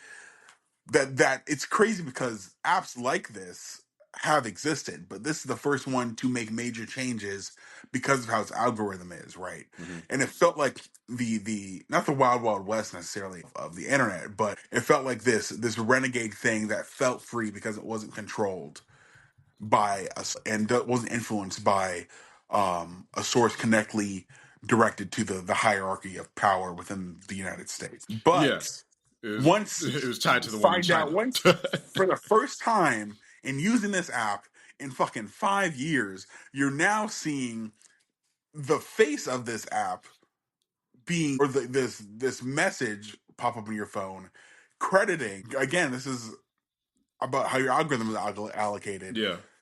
This guy who is known by half the country as being notoriously evil, being not credited as the person who's saving the platform you talk shit about him on. And like, there's so many different like versions and variations of TikTok, right? So it feels weird that the app itself is supposed to be like this space that is outside of the system now being saved in buddy with the system itself. And then just for that to be backed up and artificially saved in what was seems like the most fabricated revival of all time. And now we're just here in the wake of that. We're like, oh, okay, I guess it's not this outlawed thing, this revolutionary thing we thought it was, because the guy on the inside is the one having a direct influence over it. And then there's going to be like this, I don't know if it's official yet, but Trump talked about like a sale of TikTok, like a 50% sale. And that was like the whole thing. The United States Congress wanted that ByteDance to sell TikTok. But now they've compromised and selling half of TikTok, or seemingly that's the deal that they want. And I'm like, it feels strange because now this place that seemed like it was the rebel of the internet is now hand in hand, and by the metric of how it's being operated, feels buddy with everything else. Which I hope it doesn't lose its specialness in that essentially selling of its soul and its integrity. Yeah, and it's like, it's not like TikTok doesn't have its own issues, because they have a really big thing with like anti-blackness and shadow banning, and just like even words that you can say, like, God, I hate how censored language is there, that it's actually changed the way that people speak online. Yeah, on a live, acoustic, G-side, corn. What's it called? Yeah, P3DO or PDF files. Yeah, files, yeah. SWers. I'm like, oh my God, I hate the way it's like just fucked with our perception of language. And it's like, you niggas can't say kill, murder, death. Like, you know, I think there's easier ways around it than people make it. It's like, you don't gotta say rape, just say it's like forms of violent sexual assault. Like, it takes a couple more words. You know, it's like, oh, someone got killed. It's like someone was a victim of a, like, you know, what's the word, of a lethal attack. You know, it's like you got workarounds. Y'all just aren't. I don't think you're using your brains enough. But hey, that's just me being a little bit of an asshole. So like, it's creative, but it's like annoying. So it still has problems, and a lot of those problems persist. I think the one funny video I did see, like unintentionally funny, was Tony Stedovici's goodbye video, and then like 2 days later, he's like, "Well, that was a waste of fucking time. I guess we're back." Did you see him post his next video after that? He posted the goodbye video in reverse. Like, nah, that shit was like one of the few goodbye videos I saw. That shit was actually funny, just because I'm like, well, that was a waste of time for everybody, wasn't it? Like, when I saw that TikTok was down, and then the sun was still up, and it came back, and I'm like, oh, gone but not forgotten. I guess he's back. He has risen, I guess. Yeah, it's like in 3 hours, faster than Jesus. Well, it stopped working as I was actively using it. It stopped working at like 7 p.m. for me. Yeah, it was. Let's see, my time. It was. Yeah, it was like Sunday afternoon, because it was like we got up at like 9. I think it stopped working at like 11, and then it started again at like 3. Oh yeah, I think it started working at like 7 p.m. for me, and I think it was working like the morning or mid afternoon the next day. Yeah. I can't remember. I think Instagram. I found out through Instagram that it was working again. Yeah, I found out through my fiance. Then I looked at Instagram, and everybody was saying that it was working. I'm like, bitch, I thought you was gone. Like, right? I thought you left the room. I thought you was dead, but here you are, still alive. Another funny one I saw was that one black rapper. He's like, I think he might have sent me a TikTok from him today, actually. The nigga who always wears the bonnet. Oh yeah. The one who revealed he was Canadian. Yeah. Ooh, and he can fucking rap too. I was like, you're what? He's like, surprise, niggas. It's like, I didn't lose the app, nigga. He's like, I'm fine. I'm like, oh, I thought he was one of us. We've been betrayed. We've been infiltrated. Damn it. And it's crazy because like we do see these other people that are these other outlets, not outlets, TikTokers that I'm like, granted, yeah, I guess they would still have it. Like that one chick, Yeah, who, like that guy, Ayame, you know what I'm talking about? yeah, Because she's British, and then the Oliver dude is in Australia. I'm like, fuck, I guess the rest of the world is gonna have fun on TikTok without us. yep. And I'm like, yep, shit's about to get real boring, and everyone's like, yay, the Americans are gone, and I'm just like, y'all about to, it's like, this app about to go quality wise. We're always culture, we're always drama, we're always new outputs. We be putting, here's the thing, we are a messy ass country, but god damn it if we can't export some dope ass shit. That part. It's not to say that other ones don't, but we're so big and so fucking messy that everything we do is like world news. Like, we inspire culture. We inspire international culture. I mean, that's just us as black people. But then us as Americans ramps it up even more. True on both fronts. Yeah, so it's just like, it's like them Megan Thee Stallion dances wouldn't have gotten as hot if they weren't from here, bitch. Exactly. And ain't nobody in Britain like, I'm a savage. Just like, no, that came from us. Rothschild. Yeah. So, now, great. Damn. Now you got me thinking of this is the unrelated aside. Have you seen Ceechyna? The chick, the British chick with that song Peggy. Do it for me. She's like, I was pegging that man in the back of a bus. She looks like a yeah, I've seen it. Yeah, she looks like a British Meg Thee Stallion. Yeah. Was that you that I sent it to? Where it was like Meg or Ceechyna? I'm like, I need them to meet me in a room where there are no others. I'll handle this debate. I can take both of them in a fight, right? I can take both of them. Let me at him. What becomes of me and my physical health afterwards is between me, the room where there are no others, and no sound, and God. Whatever they do to me in there, I am a willing, consenting participant. I don't know their intentions, and I don't care. Hopefully I will fuck about and find what's more in a good way. That's a time where it's like, I would like to fuck around and find out. I don't know what I'm about to find out, but it can be nothing bad. If I shall survive, right, it will not be in vain. It's like, it'll be a victory. It'll be a hefty cost. But what victory doesn't come with cost? Another chick that was British and a rapper is like the Big Bud Energy, Big Means Energy. Bang, bang, bang, bang. Oh, yeah, that old lady that was, God, what are their names? Because those guys can actually rap. Big Bud, Big Means Energy. Yeah, that shit was funny. I didn't know people were hating on it like that. I'm like, that's cute. Let Big Means Energy have her moment in the sun. But now, TikTok's back, and we get to have rappers like that one chick with Elevator Spaghetti. Was that the one that be rapping like on and off the beat, I don't bar know to bar? What she's doing. The light skin. Is she light skin or is she white? I don't know, but she had a line where she's like, "Told a bad bitch, hold my beat, LACK." I'm like, what the fuck does that mean? What the fuck does that mean? You gonna hold your black? Like, are you mixed? Like, what is happening?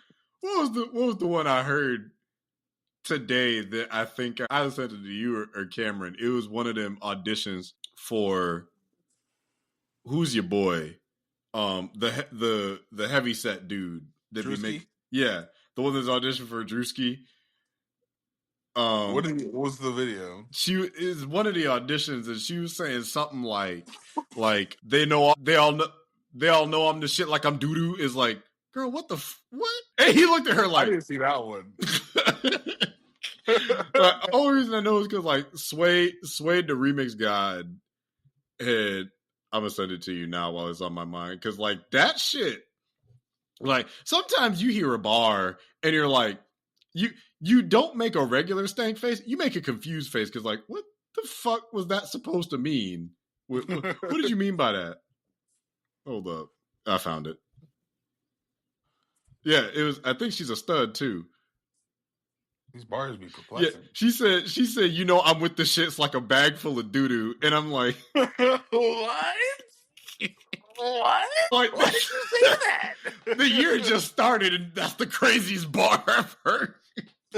But shit like a bag full of doo-doo. like, don't get me wrong, Rap Critic very- just dropped his top 10 songs of 2024. I don't know where this got to go. This might have to go in the weirdest bars of the month. I might have to just send that to him because I'll be with the shits like a bag full of doo-doo. I know Ice Spice is somewhere punching air like, why didn't I think of it first?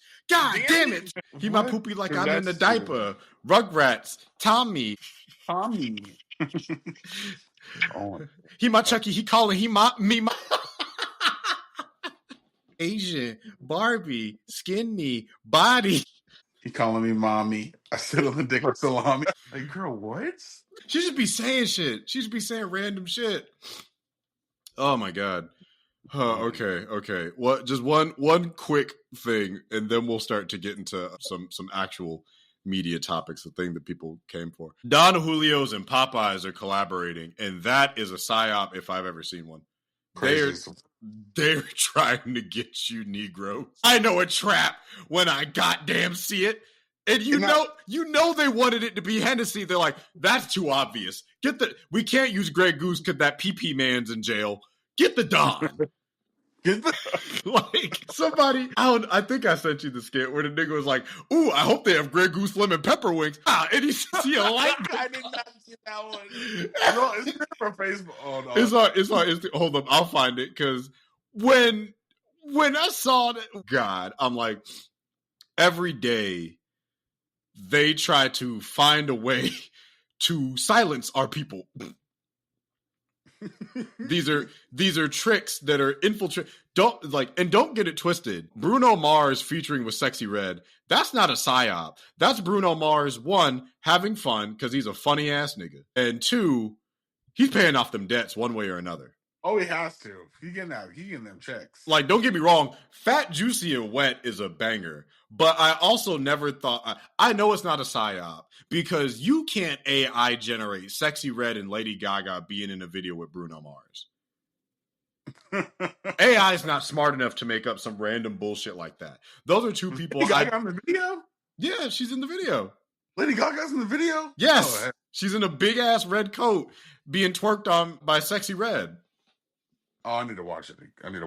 It is a entertaining ass video. Sexyy Red continues to be a vice that takes up unfortunate mental space in my brain. But she be having fun with it. She's the most literal rapper. My coochie pink, my booty hole brown. Fair enough, sis.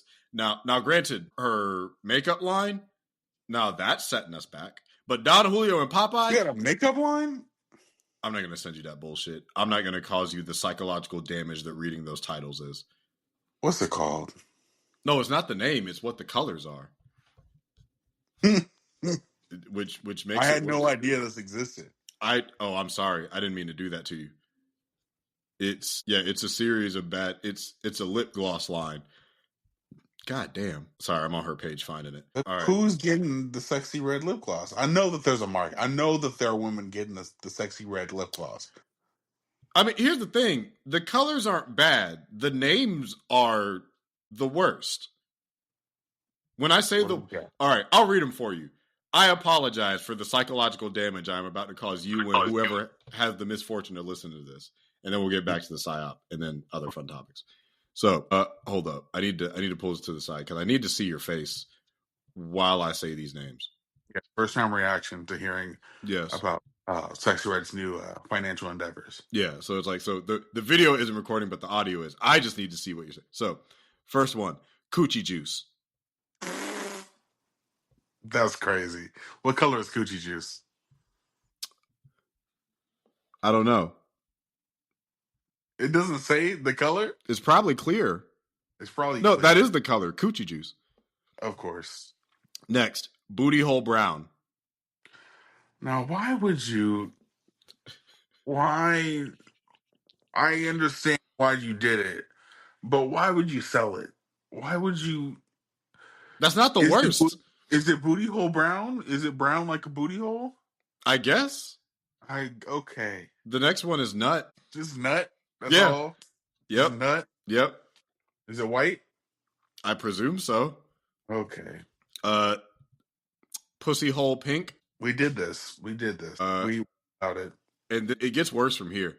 Okay. Yellow discharge. Now, why the fuck? Somebody needs to go to jail. I don't know who. Somebody's responsible for this. You will never guess what the next one is. Hold on, let me try. In a million years, you would not guess it. Okay. Was it Pound Town Purple? No, but that's creative. That's better than what it is. It's gonorrhea. Oh my god. Is it green? What the fuck? I don't That's know. my guess. Oh god. Just gonorrhea? Yeah. That's the color. Why? Sexy, why? That's know. not sexy. I don't know. Is this a joke? This has to be a joke for all of them. This is a real Is product. he selling these? Yeah. These are real products. Yes. The next one is blue balls with a Z. Okay. All right. And then the last one is sex on my period, fruit scented. Sex on my period. Fruit scented. It's fruit scented. What fruit? Guess you'll have to buy it and see. There's so many fruit. What do you mean fruit scented? Why is it your period? You already have a red on there. She already had a red on there, didn't she?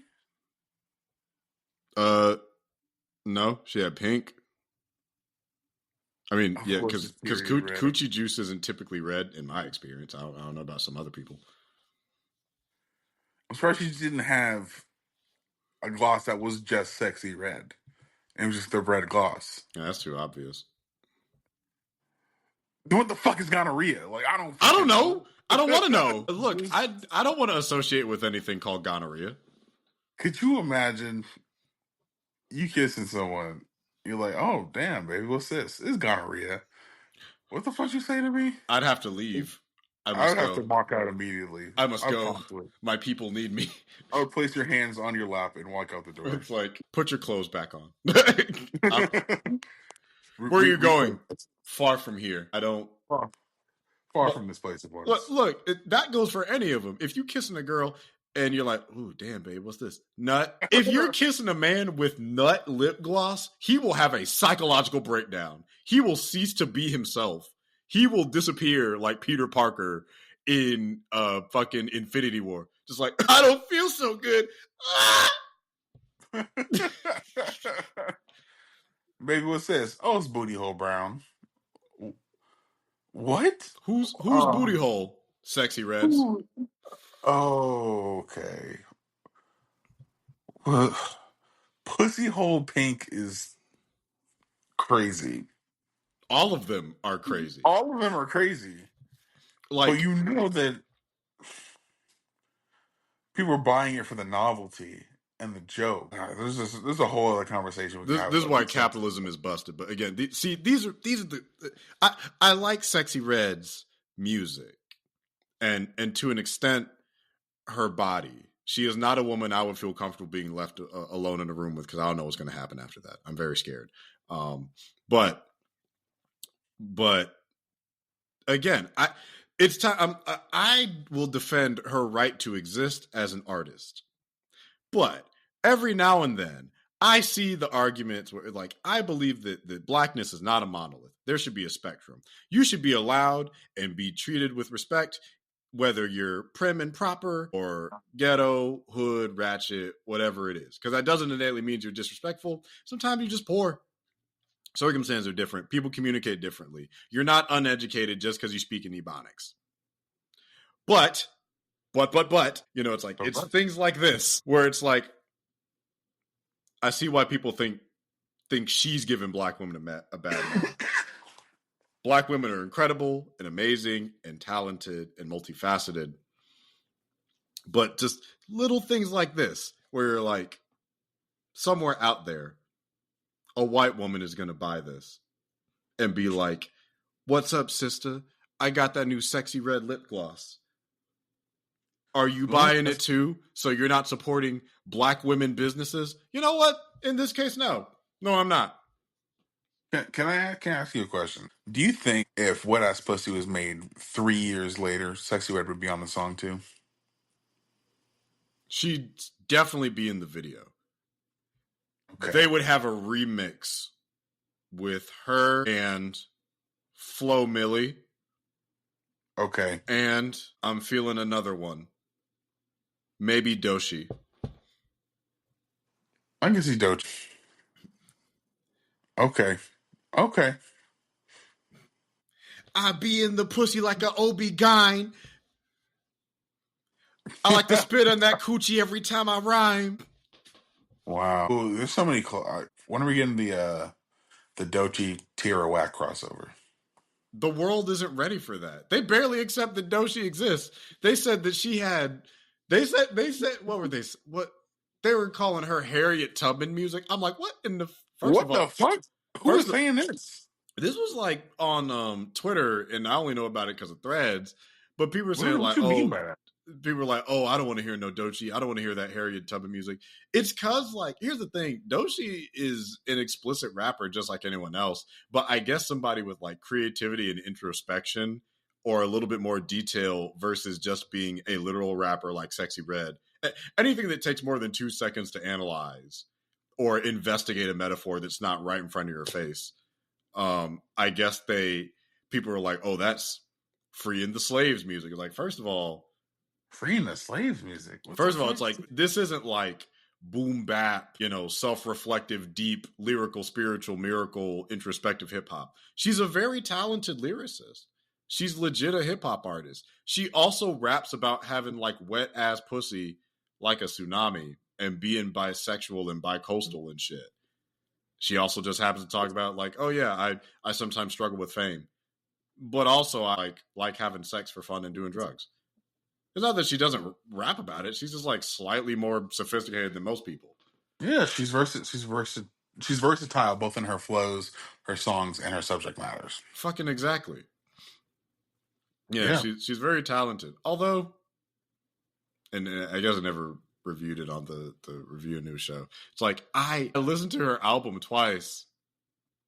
I feel weird because everyone loved it, and I just liked it. But I liked her singles a lot more because I didn't realize how long I've been listening to her. I've been listening to her on and off, I think since like 2020, 2021. Because she used to, a minute then. A while. Yeah, like I didn't realize how long it was. And then when she dropped her album and everyone's like, oh, Denial is a River is so good. And I'm happy for her. I want her to continue to see success, especially because Top Dog needs some new talent. But yeah, it's like I like Nissan Altima or some of the other tracks. Yeah, Spooky Coochie I really fuck with. I like Persuasive. Same. I like that one where she's singing. I didn't know that was her.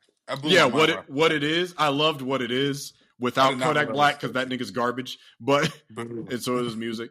But yeah, it's like I really like Crazy. I like What It Is. I like Persuasive. I like Spooky Coochie. I really liked Booty Drop. I enjoyed Alter Ego.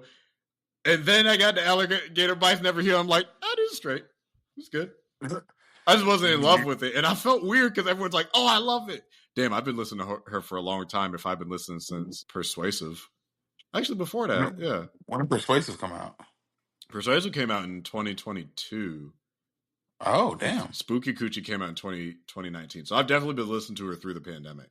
Because I remember driving home several times listening to Spooky Coochie and Persuasive and What It Is. Yeah, What It Is great. Yeah.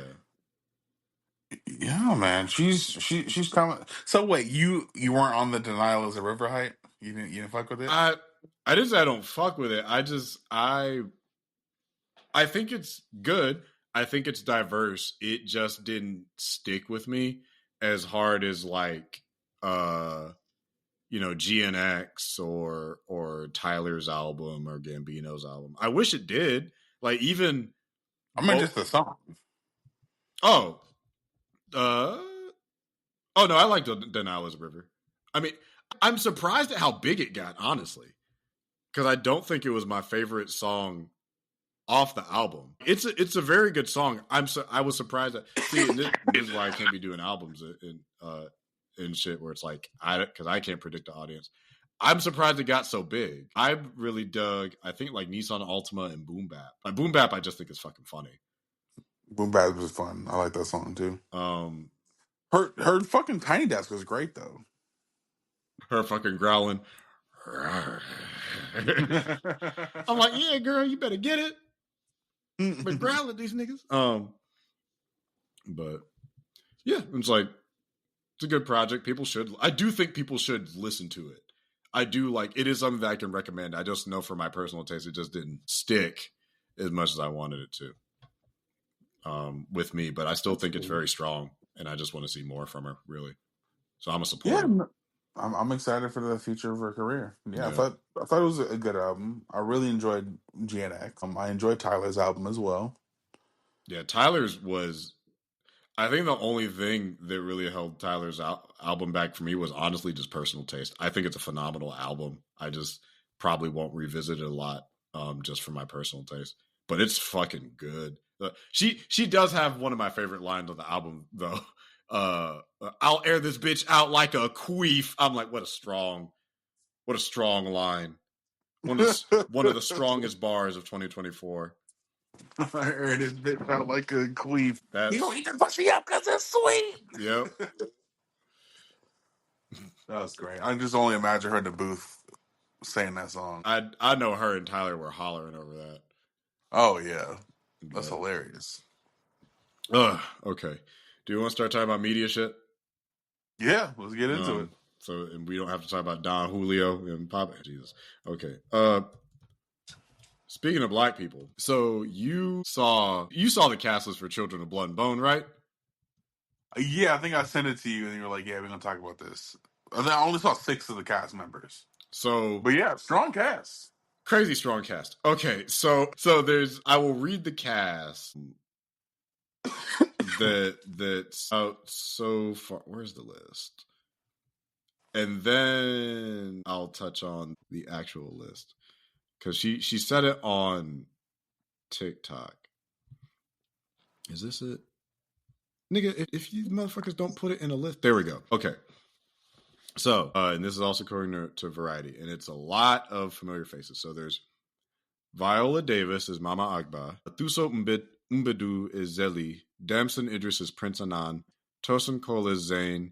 Amanla Stenberg is Princess Amari. Chiwetel Ejiofor is King Sharan. Cynthia Erivo is Admiral Kaeya. Idris Elba is Lacan. Lashana Lynch as Jumoke. And in talks to join are Regina King as Queen Nahanda, Diana Babnikova as Folake, and Bucky Bakre as Binta. So, I don't know anything about this story. I have it on audiobook and as a tangible read, and I just started it, I think, last week. Okay, all right. And I've been following this as a project for a while because originally it was going to be done by Lucasfilms, but then they let the rights lapse. It pissed me off, and then it got scooped up by, I want to say Universal, but I don't believe that is correct. It is no, I think DreamWorks. I know it's being directed by Gina Prince Bythewood. The writer, Tomi Adeyemi, is doing the script. So there's been a mixed reception. And I actually had a comment about this with somebody on TikTok. So there was an open casting call back in November, searching specifically for Nigerian actors. And she said in the TikTok, she's like, but if you're from elsewhere, I won't mind the audition either. So here's the funny thing. I did send in an audition to this. I was not expecting to get it because I am not the color that most Nigerians are. And so somebody had made a TikTok where it was like crying because of the news. That's like, I didn't get cast, but the cast is so beautifully black. And I commented underneath, I'm like, oh, so we all saw the announcement, huh? And so here's the thing. It was an open casting call specifically to Nigerians because it's a A story about the Orishas, which I believe is a lot of religious deities that are rooted deeply in Nigerian culture. Oh, okay. So they were specifically looking for unknowns. Then you get the cast list, which is almost entirely American and British Nigerian actors. Yeah. And like famous people. And one of the standouts too is that for this very big Nigerian cultural story, not only is a lot of Black American and Black British actors, Amandla Stenberg snuck on there somehow. Which apparently the story does have to do with themes of colorism, but I heard it was like dark to light. Is that from the girl from Acolyte? Yeah. Damn. How the fuck she get on there? She stayed being in like the most controversial shit. She did that like Nazi love movie, and she did, or they did Acolyte. Nazi love movie. Yeah, they were in a romance movie where they were like a Black person and the love interest was like a Hitler Youth, which I'm like, how did they sell you on that? How big was the bag? Because what the fuck made you say yes to that? Even if it's good, I feel like that premise is a hard sell. Yeah. I say that as a Gabrielle Union stan, and she did Neo Ned with Jeremy Renner, where she was a mentally unwell person who believed she was Hitler and he was a Nazi, and they had a Neo Ned. What? I've never even heard of this movie. I will send you Kenny JD's review of it because it's hilarious. I try to, as a stan of hers, I try to forget she did that movie. But yes, her and Jeremy Renner play a couple. They're both she's Hitler. They're in a psych ward. She believes that she's the second coming of Hitler, and he is a Nazi. And they develop a relationship. And it's just, I'm having a hard time remembering it because I blocked it out of my mind after I watched it. Because it's such an insane premise. Neo Ned. We don't talk about Neo Ned for reasons, obvious reasons. When the fuck did this come out? Early 2000s, early to mid 2000s. I want to say like 2008, 2007, I guess. That came out around the same time as The Dark Knight. I think so. I know it was the 2000s for sure. It's 2005. It was even earlier than that. Love is not a race. Well, okay, she going no makeup in it too. Neo 6.9. Okay, it has good reviews too. Wow. It's not good. Don't let that shit fool you. It is not a good movie. It's not something you want to remember. Okay, what the hell? All right. I'll send you a good breakdown of it just because like Kenny does a great job really discussing anything. She's great. But I'll send it to you so that you don't have to suffer through that 90 or whatever minutes. I blocked that out of my mind, and I'm somebody that loves Gabby. But yeah.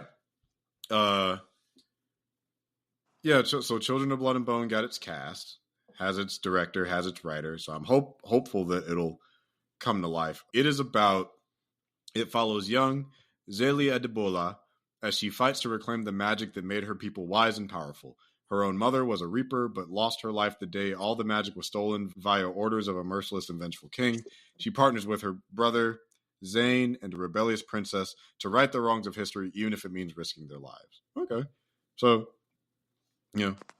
Nigerian magic movie. That's really cool. That incorporates a lot of aspects of like the gods of the Orishas and whatnot. So, really cool premise, I think. Gina Prince.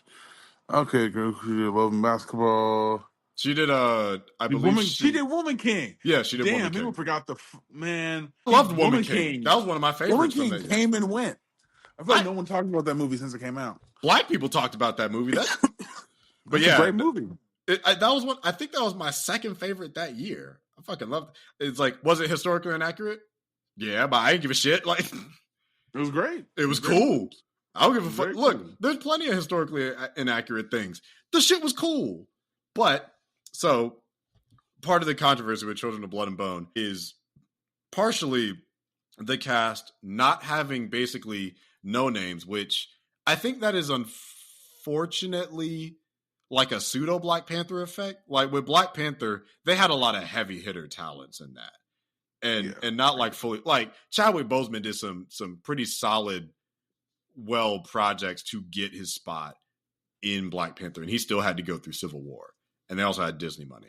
But there are like a couple unknowns in there. But this one, I think, especially with it being an adaptation of a book, which is like, it's an adaptation, but not a pre-existing property like a comic book that's like 40 years old. This book is from like the 2010s, like the mid to late 2010s. Like it just got its last book, I think last year or the year before. Oh. The series just ended. It's not based off something existing. It stars all Black people. It's set in Africa. This probably, I hate to say it, I don't know if it would have gotten as much if it didn't have a bunch of big names behind it. Because the real thing is going to be, after you get this cast, you got to market the fuck out of this thing. And we can talk about it a little bit when we talk about one of them days. But I want to see new up and coming faces out of Africa, particularly Nigeria. I want to see it. I want to be a new up and coming face. At the same time, I don't know if they would have gotten any money if they didn't have some big name niggas in this. I hate to say, True. But I don't think Nigerian fans being upset about this is wrong. I have a Black American perspective. So it's like, this is about our people and our culture. Why did you get Black Americans and Black British people? I'm like, that's a good point. Because like Black Panther, that's a made up country. You can kind of get away with that where it's like, well, Wakanda doesn't exist. This is based off of Nigeria with Nigerian gods, with Nigerian names. It is heavily Nigerian. Have you seen what the writer looks like? Yeah, she's a Nigerian woman. She's very fine. She's gorgeous. She's a model. I see that. She's 31? What? Yeah, she's young. She's around our age. Wow, that's wild. Good for her. Good for her. Yeah, no, she's done. Ooh, that's a really good photo of her. Yeah, but no, How did she get so big so fast? Man, kudos to you. That's amazing. Lot of hard work. It seems. Well, yeah, a lot of. Yeah, Children of Blood and Bone came out in 2018. 2017. Yeah, this is a really recent book. What the hell? That's a really fast turnaround. That's great. I'm happy for her. Yeah, because it got film options, I think, announced in 2020. Because I remember, because it used to be DreamWorks.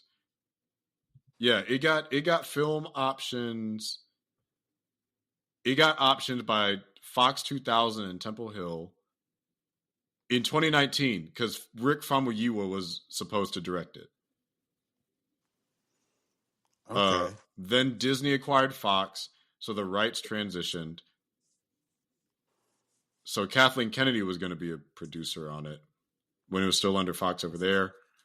Paramount has it. That's who's doing it now, Paramount. So, man. So they got exclusive theatrical release rights as of 2022. Yeah, and the rights lapsed in 21, and then Gina Prince by the Wood was confirmed as director in 23, but now we have a cast. And it is set to release in 2027. So, yeah. So, we'll see. Is Gina... Hold on, I don't know if I don't know if I've read her name before. Gina Prince by the Wood. Is she married? Or is that her full name? Yeah, that's her. Her husband's last name is Reggie Rock by the Wood. Yeah, they're both directors. Reggie Rock by the Wood. Again, we don't have topic. I'll look at this later. But damn, yeah, that's a cool last name, by the Wood. It is. Oh, I have typically seen one thing that her husband did, and it was A Different World. I have not seen any of this other stuff. Reggie by the Wood. They met on set of Fresh Prince, and they worked on A Different World together. But yeah, she's a dope ass director. She's a very very talented director. Yeah, she did Old Guard. I still need to see that. But I need to watch that too. Yeah. But yeah, so I am very curious about the movie. I am keeping an ear abreast to what Nigerians say, because I've also read that there's been some kind of like mixed opinions from actual Nigerian people on the series itself, where they don't seem to be fans with how it's been written and how their gods have been portrayed. I can't speak to it. I've just been curious about the series because I'm like, oh, a book about Black people and magic. Sign me up. I heard all I need to. I'm in. Like Black Harry Potter, because like, cool. That's why I was mad that Disney dropped the ball on it. I'm like, you could have had a strong franchise here in between Black Panther that wasn't Afrofuturism, but you could have had your or Africafuturism. You could have had your African Magic series too, with mythology and everything that could have turned into its own micro universe. You could have had Black Harry Potter for everybody, but you fumbled it. So now Paramount has it. So hopefully they do a good job with it. It's a crazy fucking cast.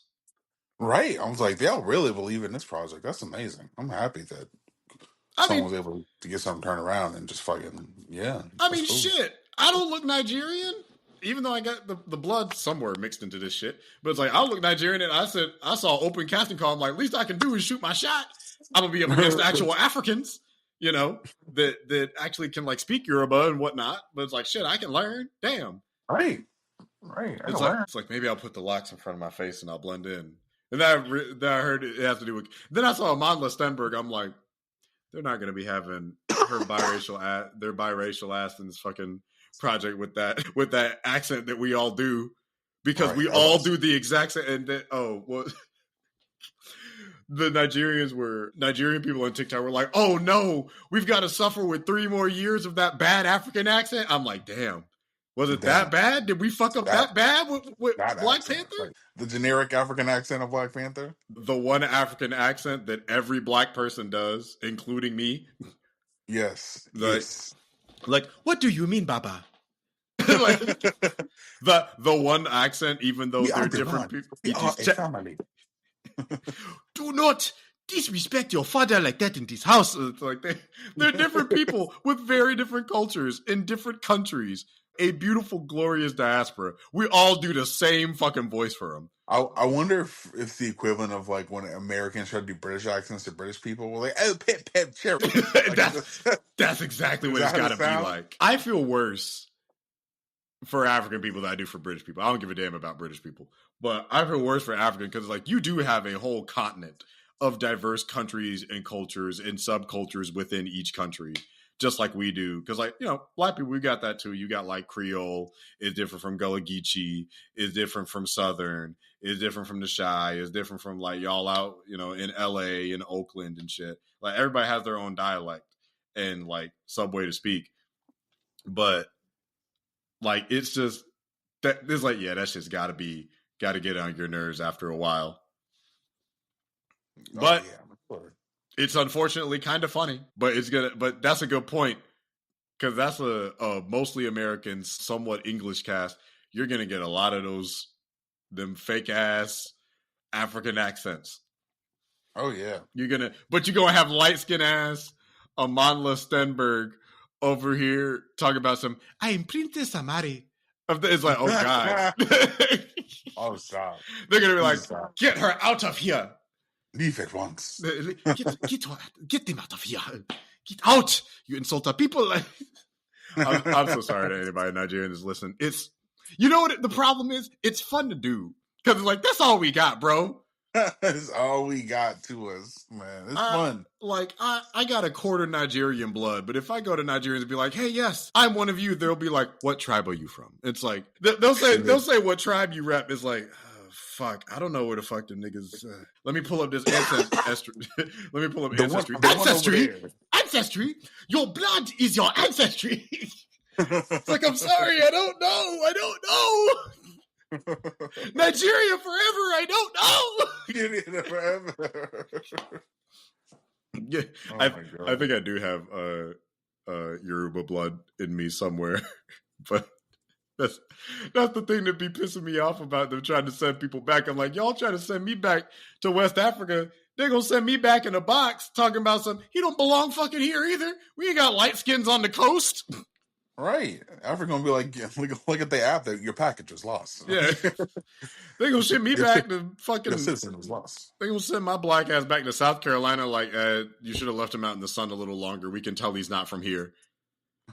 You almost got us with the locks, and then he stood out in the sun, and we're like, he's one of them sunskins. Send him back. Sunskins. He's one of them sun-colored people. Get him back in there. Put that Amandla in the box too.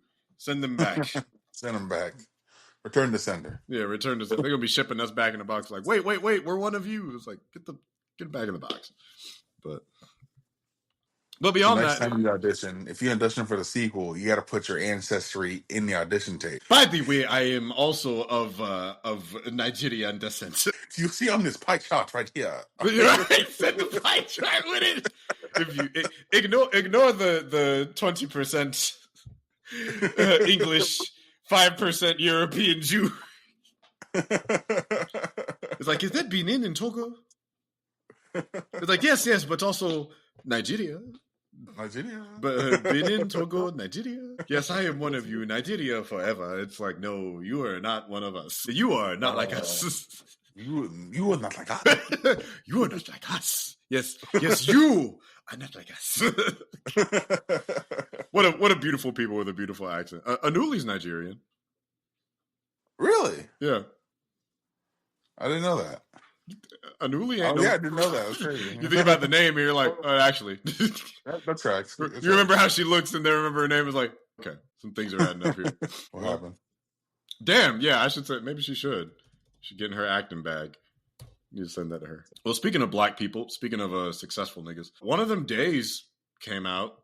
Yes. And we both saw it, directed by... So here's the funny thing. It stars Keke Palmer and SZA. Issa Rae's only a producer. Now, granted, she's a pretty big producer for it. She didn't direct this movie. The movie's directed by Lawrence Lamont, and its script is by Cyrita Singleton, who's done... Yeah, she was the showrunner for Rap Shit, which I'm the only one who saw it. And she was a writer for Black Monday, Central Park, and Insecure. So she did a great job.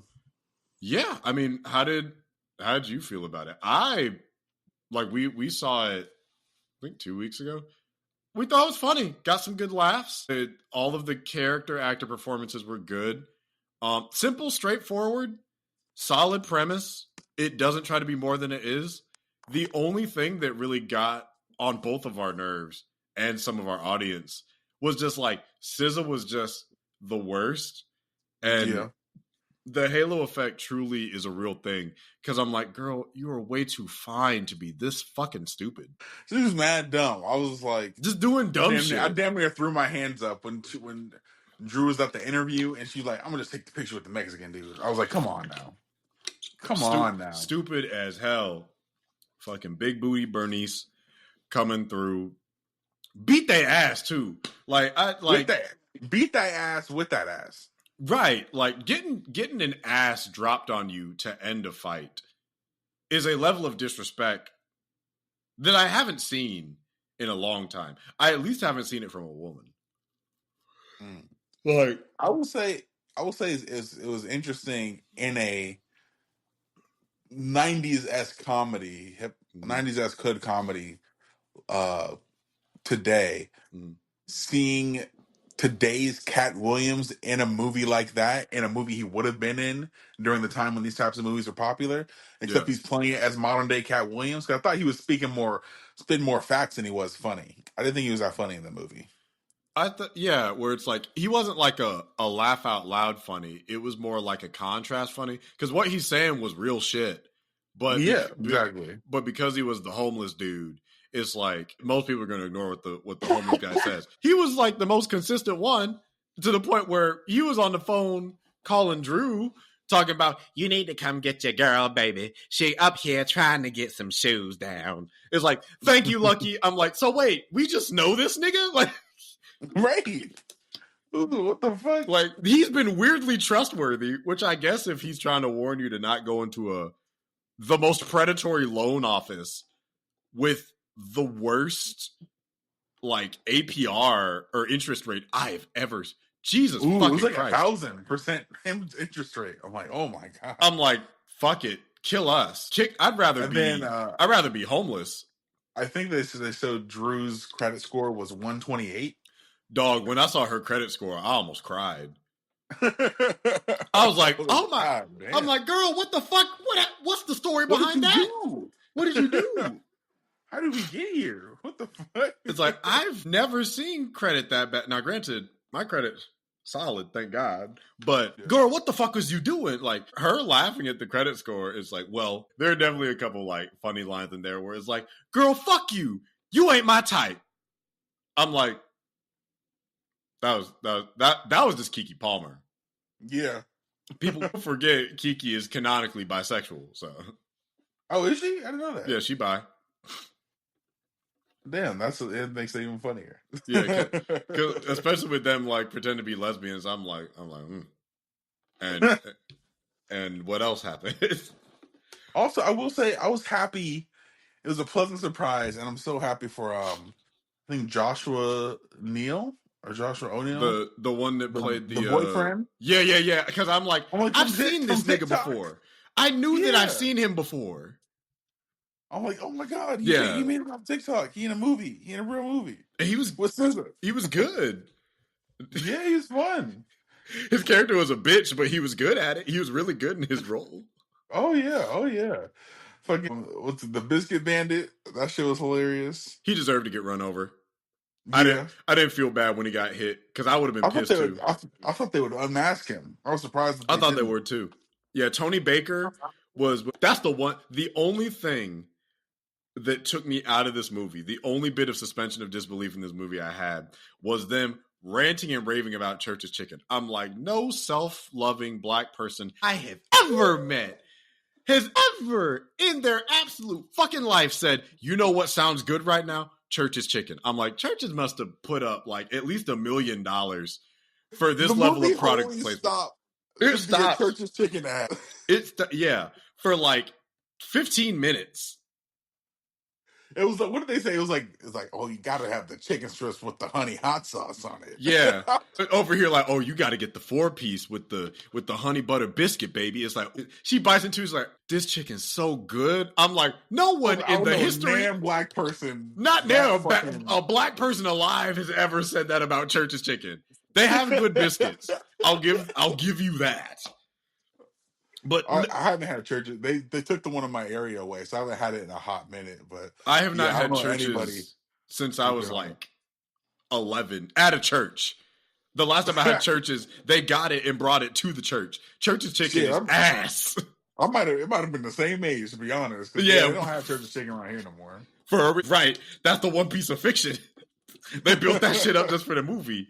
I'm like, Church's must have put some stupid money behind this because no one black has ever been like, you know what I want right now? KFC? No. Popeyes? No. Korean fried chicken? No. Chick-fil-A? No, not that. Zaxby's? No, not that either. The king of chicken. Church's Chicken. Get the fuck out. Church's Texas Chicken. Maybe niggas love it in Texas. Maybe they all about it in Texas. I refuse to believe that. As much Meg Thee Stallion I listened to, you think she would have said something about some churches, right? She said, you know what? Because her collaboration was with Popeyes. It wasn't with no fucking Church's Chicken. Because we don't eat Church's Chicken. I don't know who does. That's probably a mafia front. They probably run the new Black Panthers out of Church's Chicken.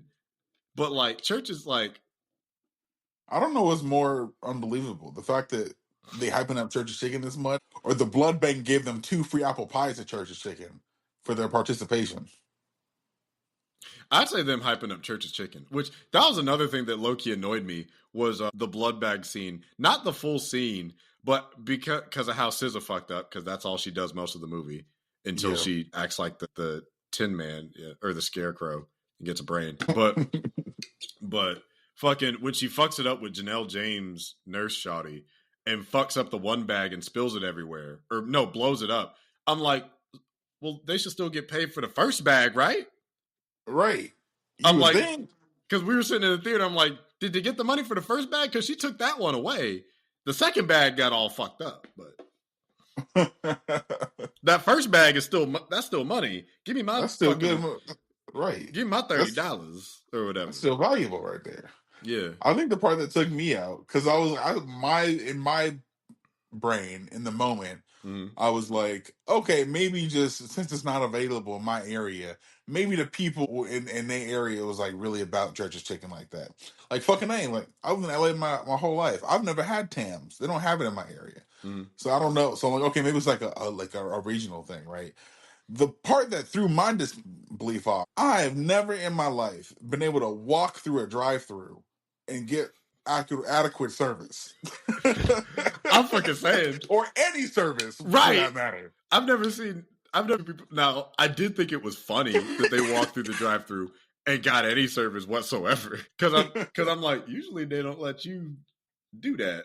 But also when the biscuit bandit or whatever came through and stole their food, and he just looked at him, I'm like, you ain't gonna give him another one? You saw this nigga run off with their shit. Tony Baker, like I don't recognize who you are. Like I didn't recognize half the fucking cast. Like my girl, fucking Gabrielle Dennis from Black Lady Sketch Show, who was the corporate lady. I'm like, why she look familiar? I'm like, girl, I know who the fuck you are. You're from Black Lady Sketch Show. Like, there's a lot of Issa Rae familiars here. Like Dominique Perry was here. I'm surprised Issa herself wasn't in the movie. She was.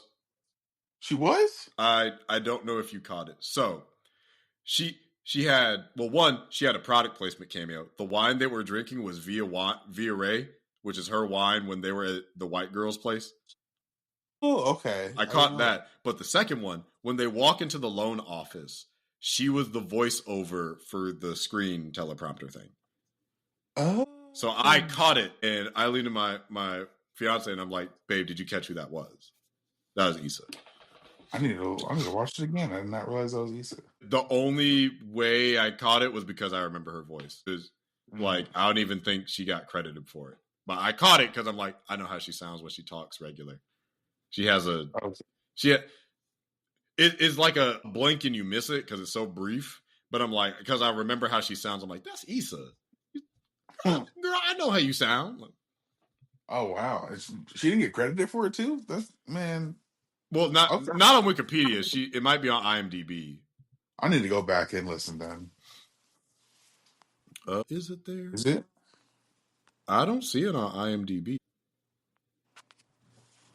It has it has the top cast. Maybe it has it in the extended one. Let's see. Not He's Just. Oh yeah, Desi Banks was in there for a couple seconds too. Yeah, it doesn't have her listed here, but I know her voice. I'm like, that's her. Yeah, it was Desi Banks was in there for 5 whole seconds from Instagram. Desi Banks, I don't know who that is. He's a IG comedian. Dwayne Perkins was in there, funny as shit. I love Dwayne Perkins. He's funny as hell. Lil Ro was in there. Lil Ro was in there. Oh damn! What you doing here? I didn't realize you was gonna be here. Right. It was a case of just like, oh, okay, yeah. Who the fuck was Lolo? I ain't never seen him before. I had neither, because the way they set him up, he was supposed to be like some real menacing dude, and he showed up. I'm like, who the fuck is this? I thought it was gonna be someone I knew. It feel like it was gonna be some bigger person. Oh, I ain't never seen this thing. Yeah, he's just he's got a solid track record. He's just a actor. Yeah, good job in Lolo. Yeah, I mean he did solid in what was expected for him. He's done a variety of things. Oh shit, he was in the After Party. Was he? Apparently, no. The Kyle movie, The After Party. Oh, that one. Yeah. I forgot about that movie. A lot of people did because no one talked about it. Yeah, I haven't seen half of what this dude has been in. I didn't know Zayn had a series. But good for him. He seems to be working. So, hey, keep it up. But yeah, I had no idea who he was. He showed up, and they had this big reveal. I'm like, who is this nigga? Like, it's going to be somebody I recognized. I recognize fucking random ass. What's her name? From Euphoria. She's fucking Apatow's daughter? Yeah, Maud. Maud Apatow. Yeah. I was like, Maud, what you doing here? I didn't realize that was her till I saw the credits. I'm like, Maud, girl, what the fuck are you doing here? Oh, you were the one white person. Which I mean, yeah, her attitude, the way she was dressed was a very believable. It was 20-something LA white girl. Yeah, it was. This movie is the only time I'll kind of allow just gentrification to be like a plot point, and I'm okay with it because I'm like, damn, not gentrification about to save the day and get us our money. No, for real, they took advantage of the system. I'm just like, all right, this one gets a pass because you're using the system to exploit like rich, stupid people. So I ain't mad at it. Yeah, I'm like, all right, get that back then. Shit. Yeah. So I think we had a debate about this last week off camera or off pod. If they make a sequel, because it seems like this movie's popular. If they make a sequel, we calling it One of Them Weeks or Another One of Them Days? I think I said Another One of Them Days, although they might do one more of them days. I like Another One of Them Days. I feel like one more. I don't know. I feel like another sounds like a better for a sequel because one more implies that it's only. I don't know. Did they say this with the? I don't think they've confirmed a sequel yet. Okay, because it's still making one more its them box days. office run. I feel like another just rolls off better. Like as far as like something to say. I agree with it. No, I'd be down for another one of them days. I feel like one of them weeks could be the third one. Was it you who had the conversation with somebody else? No, we talked about it. Oh shit! What? It got. Oh wait, never mind. Oof, I got scared. I thought I was gonna have to release against Paddington, Peru. I'm like, this movie would have been fucked. Damn. That fucking bear and his perfect trilogy of movie. I haven't even seen the movies. I just know his reputation. You know, Paddington. It's crazy because I feel like I know it has this great reputation, but I don't know a single person who's seen it. Yeah, we do. Who the fuck knows Mikey? Hasn't Mikey seen him? No, I don't know. That's news to me. So I think a couple people in the group chat have seen it. I thought so. Well, maybe that's something y'all gotta do for real rejects. I would love to. Apparently, Paddington 2 is great. That's a joke.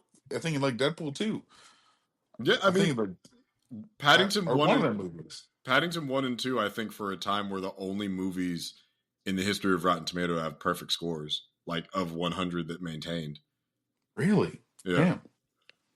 Like they, and I think Paddington in Peru apparently has the lowest, and it was like 97. Wow. Which is fucking nuts. Wait, that movie already came out? No. Wait, it came out in the UK. Oh, just on the States. 6.8. Yeah.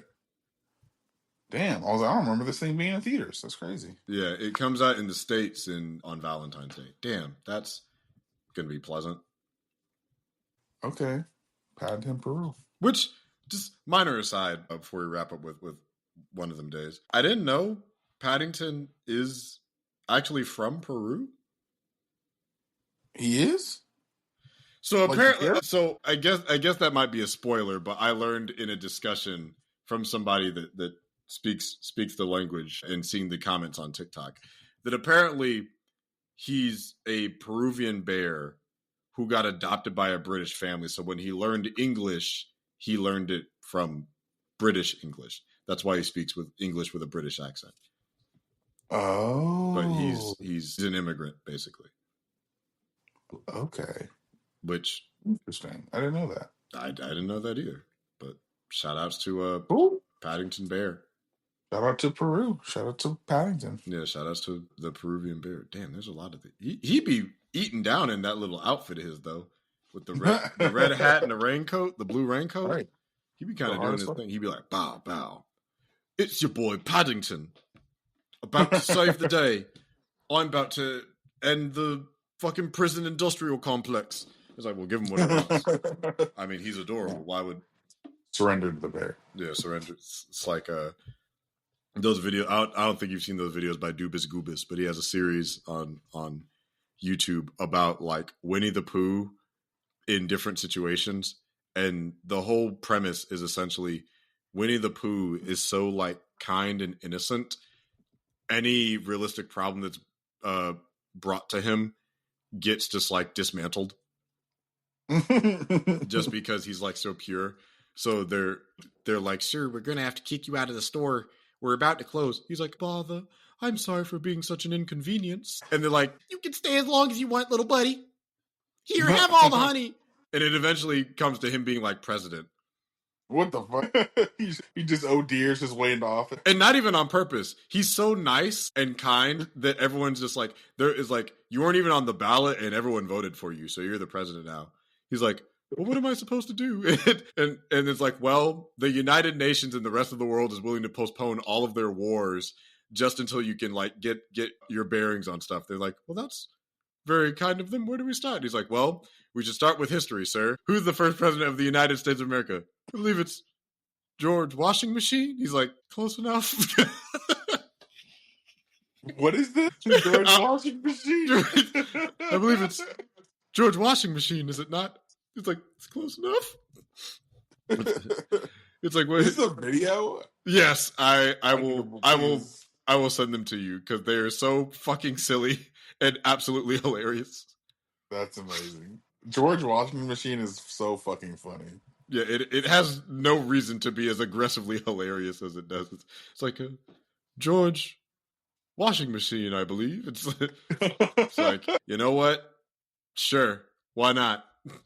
Who's gonna stop him? It's Winnie the Pooh. Winnie the goddamn Pooh. Respect him. Put some respect on his name. The man himself, or the bear himself. The bear himself. That was actually a Christmas gift that I got from my fiance. We have bears of each other that are very adorable that stay in our beds. Oh, so it's wholesome. It's no Paddington, but they be having clothes on. Mine has on gray sweats. But yeah, so one of them days. It's a good movie. Sorry for spoiling random chunks of it, but it's good and people should see it. Okay. Do a movie and then we'll do the TV shows and we'll be out of here. Wicked, part 1. Because it didn't mark it that it's a part 1. Until you got into the theater. Yeah. Well, I knew because I was watching discourse about it being a part 1 and not saying it's a part 1 like a month before. And I was annoyed. I'm like, what the fuck do you mean it's a part 1? But it's 2 hours and like 49 minutes. Mm-hmm. Why is that movie so good? Why is it fucking amazing? Oh my God. I'm like angry. Because I saw it by myself in the theater. So it was just me chilling. And the only 2 songs I've known about that from the show through cultural osmosis are Popular and Defying Gravity. Yeah, Defying Gravity. So those are the highlights of the movie for me. And just so one of the weird outcomes of that was Cynthia Erivo as Elphaba is my Hear Me Out. No, it's not a Hear Me Out at all. Not at all. I said it in the reaction. I was like, yo, she kind of fine. I'm over here like, wait. What we being mean to this green girl for, yo? Hey, yo. Hey, chill. Like, I don't. Maybe it's because she was like. Specifically the scene in her with Popular that did it for me. I was like, wait a minute. Like, she was wearing her hair all down and shit. With her hair down. She was wearing all these, like, dark clothes and bustiers and shit. I'm like, she is fine, yo. What the fuck? Like, don't get me wrong. Cynthia Erivo is like, you know, a beautiful woman in her own right, but something about her is Elphaba. Man, let me talk to her real quick. Like, I could take her away from this. I ain't heard nobody say Elphaba before. I like it though. Oh, that's right. They were saying Elphaba. Elphaba. But I always read it as Elphaba. That's the black in me. That's a good point. Because the whole movie they definitely were saying Elphaba the whole movie, and I'm like Elphaba the whole damn movie. I was like, and I still came out saying it like, yeah, so Elphaba, right? Elphaba, right? I feel like that fits though. I feel like that's better, to be honest. They should have called her Elphaba. Yeah, Elphaba is sounds very like African, right? But then what's it called? Glenda's still gentrifying her name and calling her Elfie still works in that context. Yeah. Elphaba is the Adina Menzel version. Elphaba. Elphaba? That's that Cynthia right there. That's the Cynthia Erivo version. So we can agree that like Elphaba and Galinda were gay, right? Like aggressively thunder. The whole movie, I'm like, so y'all are. They had a love song together, right? Like, and I'm not even talking about like her through Popular, but yeah, they danced and everything. I'm like, so Glinda's a little There's a little sugar in that tank, isn't there? Like, it's not just bubbles and wonder. Like, there's a little. Oh no, she got a little sweetness to her, don't she? Like, she's a little sweeter than she appears. Yeah, she already appears very sweet. Yeah, like when it was interesting too when the Prince dude showed up in shit, and he was like low key kind of macking on Elfie. I'm like, I'm seeing a vision. Okay, all right, which is even funnier because he's played by a gay guy. That makes it funnier. Is he really? I believe so. I believe his actor is gay in like real life. And I was like, he could be gay, or he could just be a white dude in theater. I was like, that's true. That's true. Is it gets you at some point. I did musical theater in high school and a little bit of college too. The gay will catch up with you at some point or another. It always does. My fiance is non-binary. You got me. Like, it catches up with you eventually. My best friend Cam, he was out there with me. His wife, bisexual. It catches up to you. It always comes back around. You think you can escape the gay throes of passion of musical theater? It finds a way. The bill always comes due. Yeah, the bill always comes due. Puts the buy in bill. It's a queer ass bill. But no, it's like just the way it was shot, the way it was lit, the song performances. Oh my god. Oof. Oh my god, the songs were incredible. Everybody's especially singing the two that were popular. Also, The Wizard and I. Oh my god, that moved me. I'm like, oh babe, girl, you have no idea what you're in for. You do. Oh, so okay. Sorry. So the beginning of, we're not going to go through plot by plot, but the beginning of the movie, that was the fucking wizard, wasn't it? That's why this hoe is green. Right. Okay, because I heard his voice. I'm like, bitch, it's like, you're not showing his face. I hear the voice. That's Jeff Goldblum's voice. You're not fucking tricking me. I know his voice. You aged down his voice, but he still has that stutter that's like, and I will. I'm like, that's fucking Jeff. That's your fucking daddy. You know who told him them? You know who? The fucking Spotify. Because it's listed. Oh, it does? In that song on Spotify. See, and I didn't listen to the songs before I went in to see the movie. So I wanted to go in blind. I went in blind. But when I saw the green accents and I heard the voice, I'm like, that's Jeff. Because I knew Jeff was the wizard. But I'm like, I know Jeff's voice. Actually, I didn't even know Jeff was the wizard. I was until they showed like pictures of him. I was like, "What the fuck? Goldblum's in this?" Yeah, because that's great. I'm like, I loved him as a wizard. Yeah, so it's like when I found out he was the wizard, I'm like, oh, perfect. He is great casting, and he did a great job. Michelle Yeoh was fun and cutesy. The goat professor, what was his name? Was that your boy? Yeah, that was Peter Dinklage. Who I almost didn't recognize. I'm like, okay. Yeah, that is Peter Dinklage. Yeah, Dr. Dillamond. That was great casting. Yeah. I don't know. Everybody here was just great. Oh yeah, Ethan Slater's cornball ass character who kept trying to go after Ariana Grande, and it's just like, why don't you date the girl that can't walk over there? Which, all things considered, what was her name? But the way she's trying to spin it though is just this gracious gesture. Yeah, as like something that she would want to do. He'd want to do like for her loyalty, and then that in turn making the sister give her praise, which then gave her the whole thing. The whole way that they were able to become friends in the first place was kind of crazy. Just like this domino effect.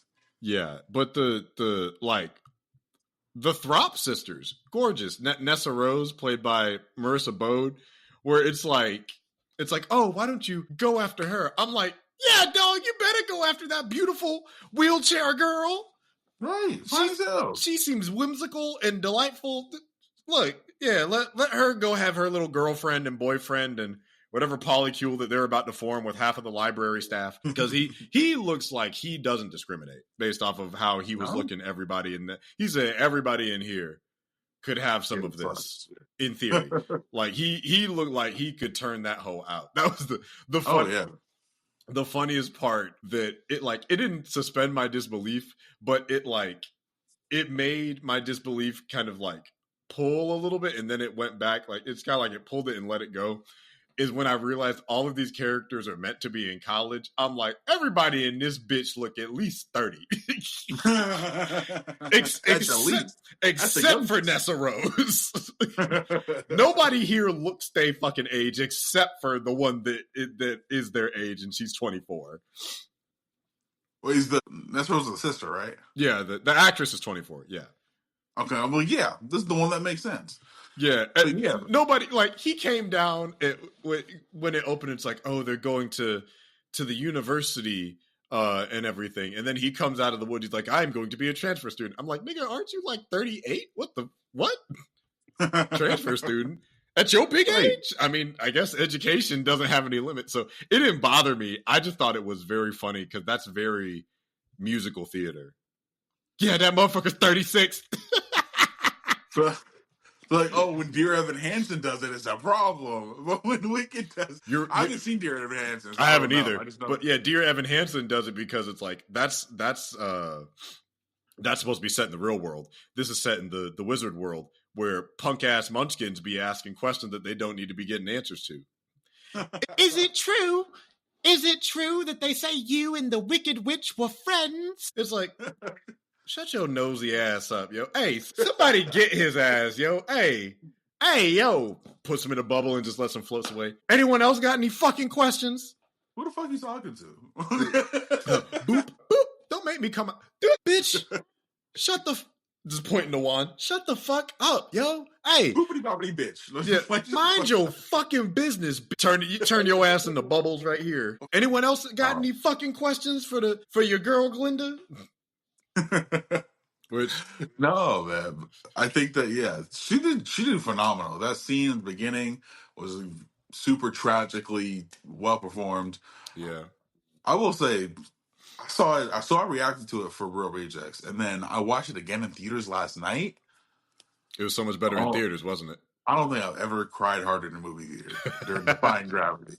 Oh my god! I went to go see it with one of my boys, right? So we were watching Defying Gravity, and just like Cynthia hits that fucking note, like something has changed within that lip start. So, mind you, that fucking high ass note has been haunting me for the better part of 2 months because it's been in all the advertising, and it pissed me off. I'll skip past the ads.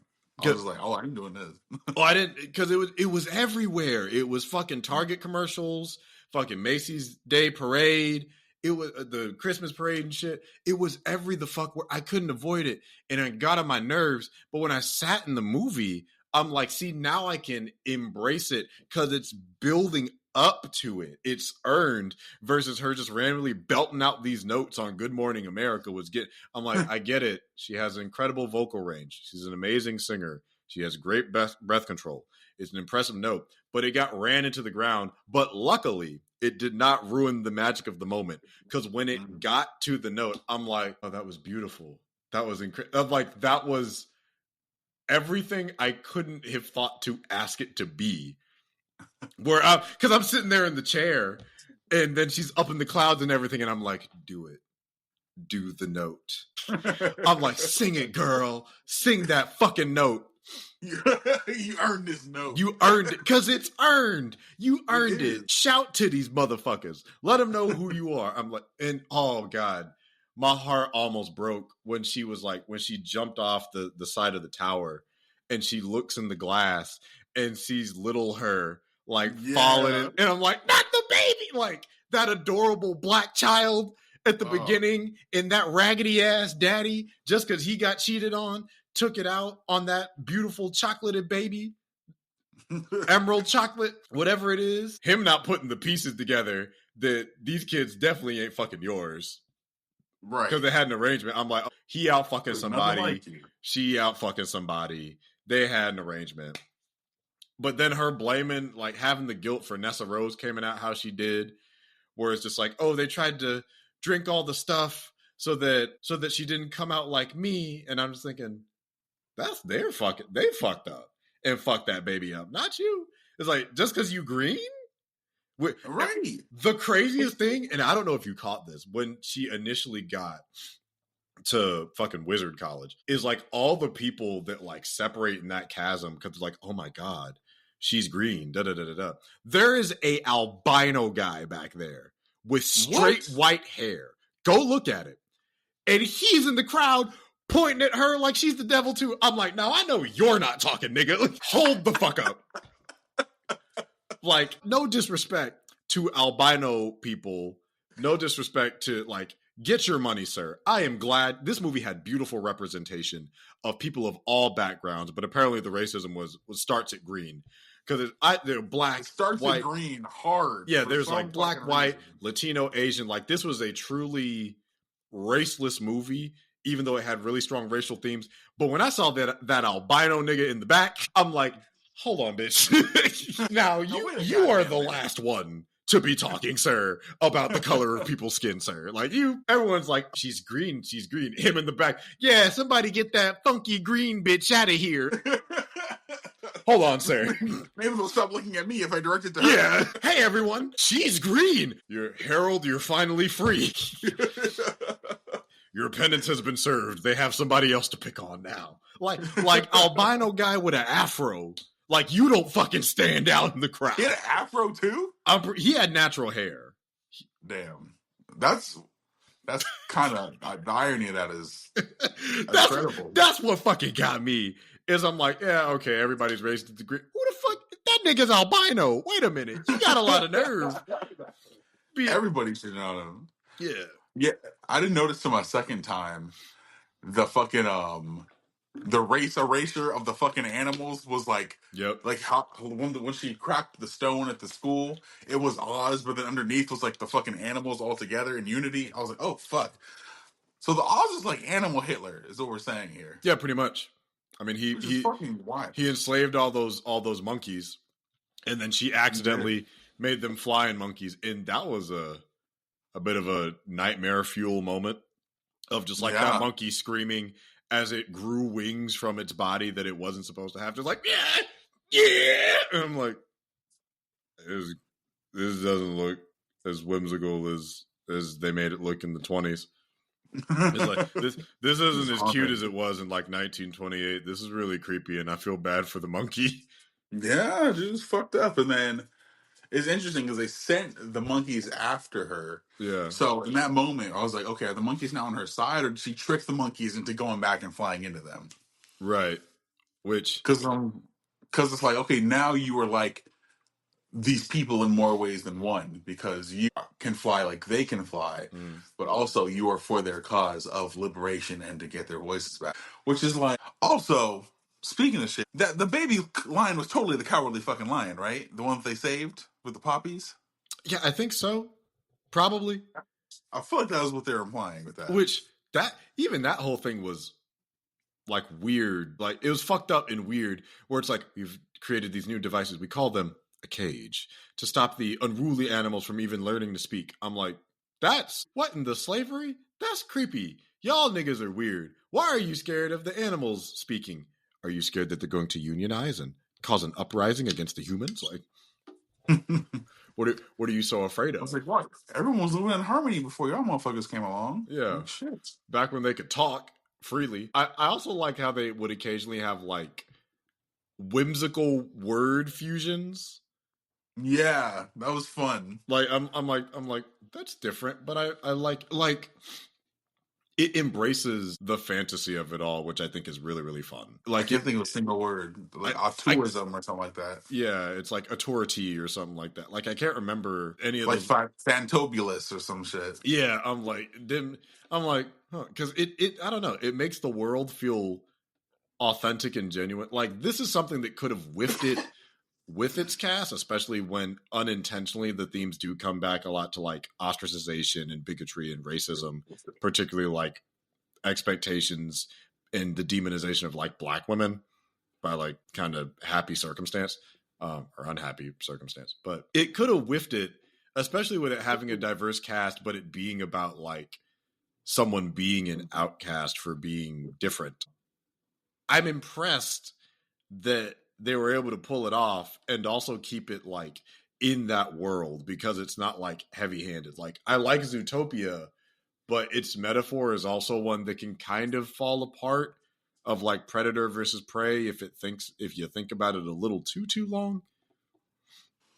To be honest, I don't remember the story of Zootopia. I need to watch it again. Zootopia is just like racism bad, but with animals, predators and prey and all that. Where it's like, well, if we're prey and we keep the predators in check through this checks and balances system, then that'll make society better. And it's like, judging somebody as a threat just because you call them a predator isn't a good thing. Yeah, judgment is bad. Don't be mean to people. But yeah, no, Wicked was really fucking good. Goddamn. Like I listened to the stage version versus the film version for Defying Gravity and Popular. Mm-hmm. Yeah, I'm sorry. I know Indina Menzel was like the original Elphaba, but fucking Cynthia Erivo ate that. She owns that song now. That's her song. I mean, that's like the dynamics of it, but it's also like the difference between stage and film as far as like performances go. But she really owned that because it feels like a build up from acceptance into defiance, whereas the original version feels like more celebratory in its tone. Yeah, I think they seek to do different things, and I think it is exactly like you said. Don't get me wrong. Idina Menzel's version is obviously great, and it's where it started. I feel like about it the same way I feel about Halle Bailey doing Part of Your World in The Little Mermaid. The original, it's a classic. It's amazing. It's well done. It's the benchmark. If you're talking greatness and quality, that's where you got to start. Idina Menzel is a fucking amazing singer. Same with Jodie Benson. But you put one woman in there that's known how to church sing, she's going to demolish that shit. Oh my God. Like it's like demolished it, ate it, no crumbs. Yeah, it's like and I'm glad that they included cameos of Idina, and I think it's Kristen Chenoweth was the other one who that was a nice cameo from them. And they got to sing, which I'm like that's more than just a little bit of lip service. They got like a role in the lore of Oz, which I thought was really nice. I guess the last thing I'll say is I would love to see the fucking insane, inconsistent nightmare watch that it would be Wicked, Oz the Great and Powerful. No, it'd be Oz the Great and Powerful, Wicked, The Wizard of Oz, and then Return to Oz for the most discombobulated and fucked up timeline of events. Because those are 4 completely different movies about the same characters from 3 different studios. Isn't the Oz the Great and Powerful, doesn't they have their own origin for the Wicked Witch in that one? I think so, which I think would make it even funnier. Oh God. So that's the one where James Franco was the wizard. Yeah, that's right. I don't remember if I saw that movie or not. I think I might have. Yeah, James. I'm surprised there haven't been more Wizard of Oz things. I am too, because when you look at it, like that's its own universe in and of itself. It has like fucking 15. Oh wow! Like that, it's legitimately it's called the Oz books. There's fucking the Oz books. The one came out in 1900, and then the rest came out following. I think like 4 or 5 books, maybe. No, it's the ones from Baum himself. There are, by L. Frank Baum. There's 14. Fucking teen? Oh wait, no, I'm sorry. 14. Yeah, there's 14. How have they not made a fucking Oz series at this point? I don't fucking know. Crazy. It's like the first one is like The Wonderful Wizard of Oz, The Marvelous Land of Oz, Ozma of Oz, Dorothy and the Wizard of Oz, The Road to Oz, The Emerald City of Oz, The Patchwork Girl of Oz, TikTok of Oz, spelled exactly like the app, The Scarecrow of Oz, Rinka-Tink and Oz, The Lost Prince of Oz, The Tin Woodsman of Oz, The Magic of Oz, and Glinda of Oz. Glinda of Oz. That's the 14th book. I don't know how they haven't made these into an extensive series. I also don't. As much as people love The Wizard of Oz, I imagine, because is it Universal that owns it?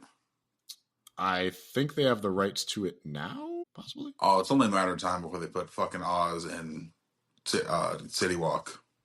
I'm not City Walk, Universal Studios. I mean, they should. That'd be great. That'd be incredible. That'd be a great way to use it. Who does have the rights? Munchkin Land and the Emerald City. Yeah. 2 different rights. Damn, who does have the right? I don't know who has the rights to it right now. Well, who just produced it? Let's see. This one is from Universal. So I guess Universal may have the rights to Wicked. I don't know if they'll have the rights to Oz. Wizard of Oz. Wait a second. Okay, because the Wizard of Oz movie is from MGM. Who the fuck owns MGM? Amazon. Oh, okay. So Amazon has MGM, so Amazon technically has the OG Wizard of Oz. So I don't know if they can do, which may also explain why they use the silver shoes instead of the red shoes. Because the red shoes are from that movie. The silver shoes are from the book.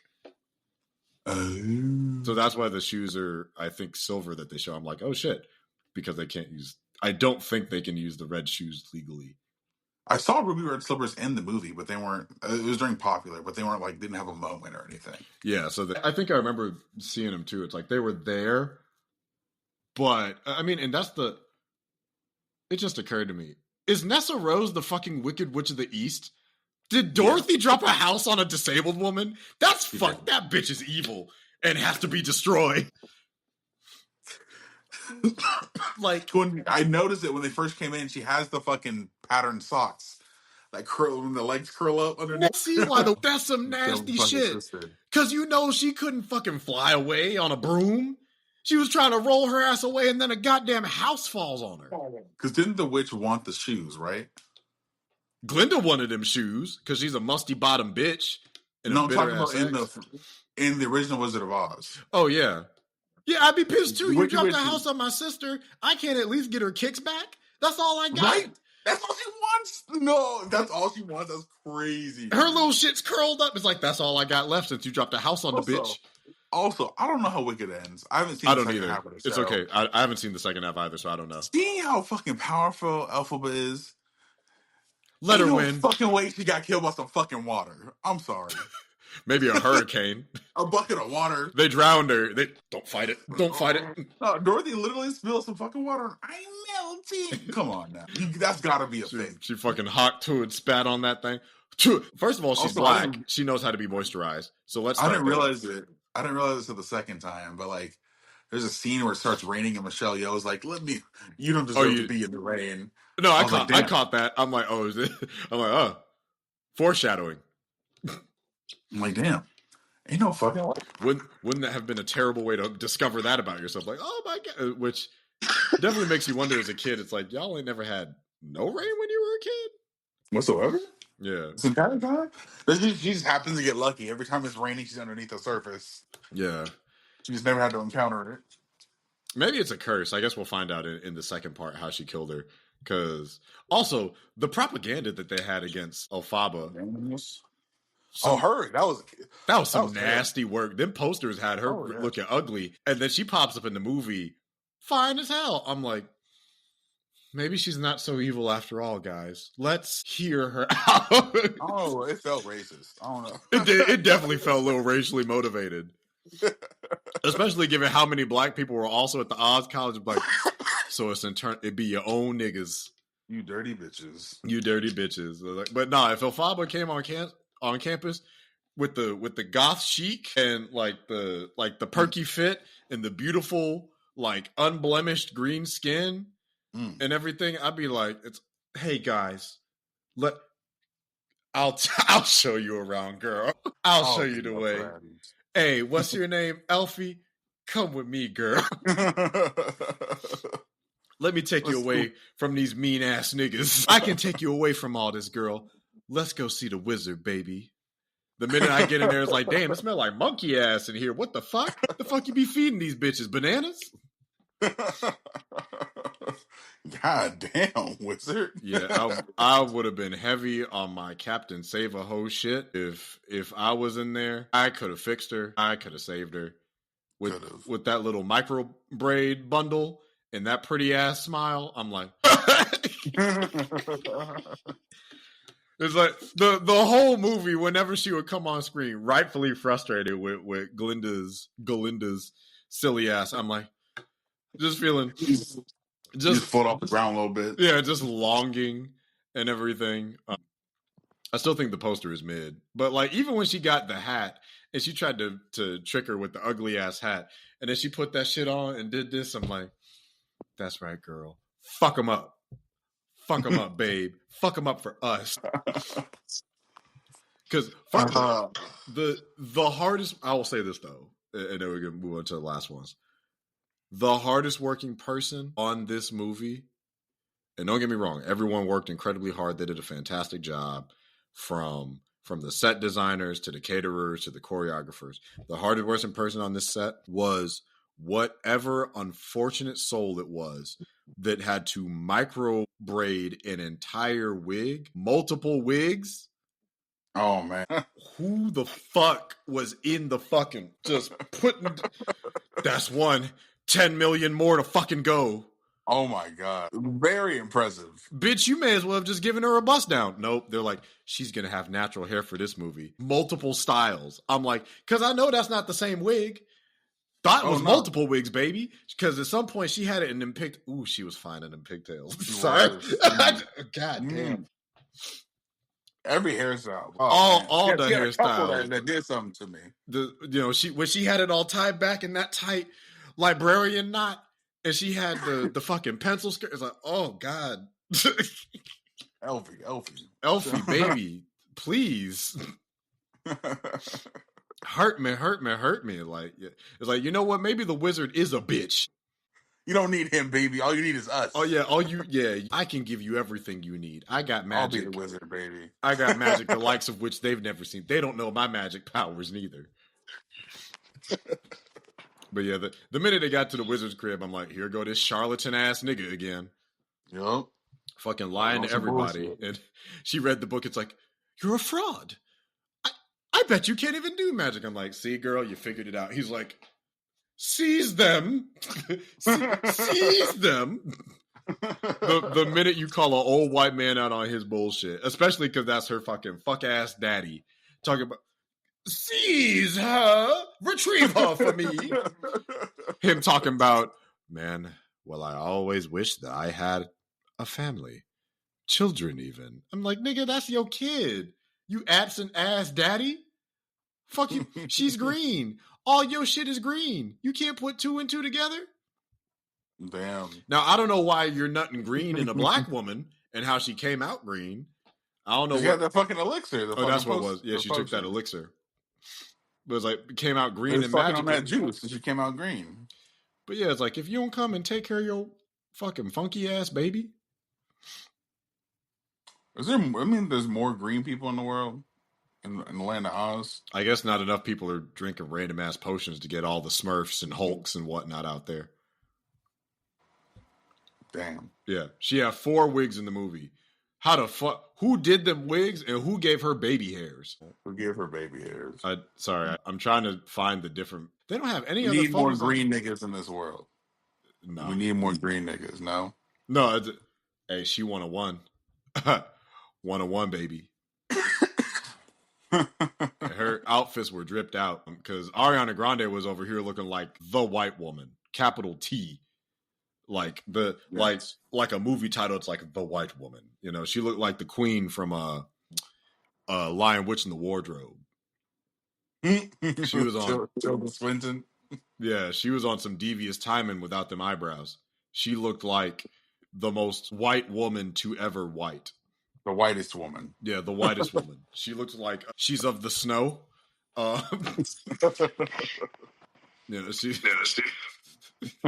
She was sheet-like. Ghoulish, even. Well, she wasn't ghoulish, but she was as if a blizzard came through and put on a pink dress. She haunting a little bit, slightly, not in an unsettling way, but she'd come about and everyone like almost unhuman. Just like frosty. She's like frosty bubblegum. Yep, but it's like I will say, like, performance-wise, like I was kind of getting lost in their roles, like especially Cynthia as Faba. Like, she was on her Denzel shit, which I would never expect for a fucking fantasy musical about wizards and witches and shit. But I was definitely watching through. I'm like, I don't even see her no more. This is the green woman, the green queen that I'm trying to protect and keep safe. No, yeah, she transformed in that role. Yeah, she was. Yeah, it was interesting watching the two of them act together because I'm so accustomed to seeing Ariana Grande in like Mhm. sitcom role. Yeah, So I was like, I haven't seen her act in so long, so I'm like, oh yeah, she's a musical theater kid, and she hasn't really been able to do that in a long time. yeah, no, because I guess like that's interesting you say that because I was like when I was watching them, I was like, yeah, one feels their acting styles are different. One feels like more stage or like Mm-hmm. or drama and film. The other one feels more sitcom-y. Mm-hmm. And I thought it was interesting the fact that that still worked with the two of them on stage. But then I was Mm-hmm. like, wait, I guess sitcoms are kind of like stage acting in a sense because you have to play to the audience Yeah, because you're from a live studio. So I was like, it's, I mean, granted, depending on the shot, but but yeah, no yeah, one has a back face to the camera. which which is an interesting blend, but I think they found a way to make it work ultimately. Yeah, no, I agree. I thought it was great. Yeah, it was great. Danny songs make you cry. No, I felt him. I felt him. I loved all the performances. Yeah, I need to listen back through the soundtrack honestly because I came out. I'm like, fuck, that was that was well executed from a musical standpoint. Like I think they did a really good job, like getting people that have the chops to do it. So not only bringing the characters to life, but also bringing it to life sonically. Because like even through the holidays, I went and saw Hades Town with my family. Hmm. I realized I didn't like it, which is weird. Like Oh, sitting through it, I'm like, okay, this isn't bad. This isn't bad. I've never seen it, so I don't know. It's good. It's the story of Orpheus told in musical form. So it's a Greek tragedy. It's a very I think it's good. I just did not like it. So when I came out of it, I'm like yeah, it's like some of these things worked, some of these things didn't. The cast that we saw in the performing tour was like really good. But then I listened to the Broadway version. And I'm like, that's how I realized I didn't like it because I listened to the song and I'm like, oh, I just don't like this. It's like none of these performances are bad. I just don't like the songs and how they're set up, which is hard to explain. Yeah, it's not appealing to your ear. So you're just Yeah. like, oh Yeah, no. it just wound up not being appealing to me, which sucked, but far be it for me to say it was bad. But yeah, I'm excited for a Wicked for Good. But It's gonna be dope. yeah, And I'm excited to see how the fuck they end the story, or I guess catch it back up. I don't know if it like loops back around into Wizard of Oz, or if everything leads up to no, because no, I we're think it goes through it. I mean, if it started with her death, oh true, yeah, because you have to get back to the Glinda moment at the beginning. yeah. Any other questions about my ex? Hmm? Hmm. Fuck boy, Yeah, we knew each other. Why you ask so many goddamn questions? because they was hunching. That's why they knew each other. Look, they were sharing a Like room. knew each other. Yeah, it's like they had to share a room. I'm sure there were some tough nights of studying. There was a lot Oh, of there's a lot of that's a body steadying. especially with what was the one song where they were alternating back and forth and they were showing like they would cut between Glinda and Elphaba back and forth and it would be so quick it would almost look like one was on top of the other. I'm like, and they're seeing them all through the press tour. I'm like, they're gay. This is strictly bisexual ongoings. It's like there was no heterosexual explanation for having 5 matching tattoos with another person. Oh, they have 5 matching tattoos. God damn. I believe so. That's what I read. I could be wrong. I think I heard something about that too. It was like 5 to 10 tattoos somewhere around there. There's no level of well, it's a queer platonic friendship. Nah, bro, that's just gay, and that's great. That's beautiful. I am I'm happy here for you. for the goth femme, high pink princess Barbie femme lesbian representation. Look, everybody deserves a seat at the table, including the lesbians that are working through a tough domestic situation, which is the fairy one's boyfriend, who doesn't know that he needs to be with the goth one, but hey, he'll figure it out. All these actors are living their adult theater kid life. It's the Yeah, this fucking message of theater kid. my personal critiques of Cynthia Erivo and some comments she's made in the past aside, I am happy that these are people that not only have the chops but are very much living like their dream with it. Yeah. It's like All they right. seem enthusiastic, and that's just nice to see people that are not super serious. Like, they're serious because they love it, but they're not like over like, well, you know, this part required a lot of complicated. It's like, I'm sure it did, but it's more so like I got to fulfill my childhood dreams of taking something on Broadway and bringing it to everyone around the world and making it accessible. Like, Yeah.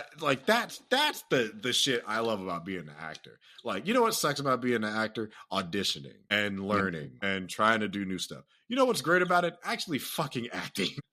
That's the funnest part. Even if you got to take a little direction here or there, becoming something else. That's great. But learning to do it and being good at it. I'm not even saying that I'm like good or great. I think I'm solid enough. But it's like, but I'm still trying, and it's hard. It's very hard to find your place and find your space. So to be able to achieve what is a major milestone dream of yours, I am happy for everyone involved in this. Because this looks like a fucking undertaking. This looked expensive. And they put their money where their mouth was. And I'm happy that it's great, that it's something that I very much love. And Jesus Christ, it is just shy of $1 billion. Wow. It's Jeez. seven. Damn, its budget wasn't as crazy as I thought. Its budget was $150. Not counting marketing. Its marketing was probably. It's still doing well. I saw it in theaters yesterday, and that shit came out in November. Yeah, I saw it in theaters earlier this month. Like, I saw it in theaters in the new year. Yeah, it has 717 worldwide right now, so I wouldn't mind it making $1 billion. It should make it. God damn, bitch! 160 minutes. That runtime looks scary, but oh yeah, that was the one other thing. I did not feel the pace of this. Not at all. It was like, I don't know how the fuck. Pacing is an art. Editing, it truly is. I don't know how the fuck the original one is 3 hours only, and this movie, the first half of it is 240 in the film version. Which you know, and it's definitely a difference of medium. There had to be additional things that they added and took away. But I've heard from like one person I watch on YouTube who's seen the actual musical, who still thoroughly enjoyed the movie, said that like what they added to expand on wasn't like, it seemed like it was some book stuff, but it wasn't like crazy extraneous. Okay. So it's like they didn't overly inflate it. It might have been like maybe some sequences ran longer, probably like the dance and some other things. Like some scenes probably got a little additional dialogue, is probably my guess. So I feel like if you do that to every scene, if your first act is an hour and you're adding a little bit more build-up context, and you also have to count for like establishing shots and whatnot, and tone and mood, and just like even like the opening before you get into what goes like it on stage, everyone's just going to come out and things are going to start, but you're not going to pan across like the field of poppies to see Dorothy and company on the fucking yellow brick road and then pan zoom in to around the Munchkin village and shit. So it's probably film things that added at least 20 of those minutes. I don't know about the other hour and a half, but yeah, because you had like, some extended stuff, like you had the whole flying beginning with the monkeys, and yeah, I'm sure some of the scene added just more context. I can't imagine that animal scene in the barn was added, because I think they added some songs too, if I remember correctly. Did they? Oh, that's cool. It's impressive.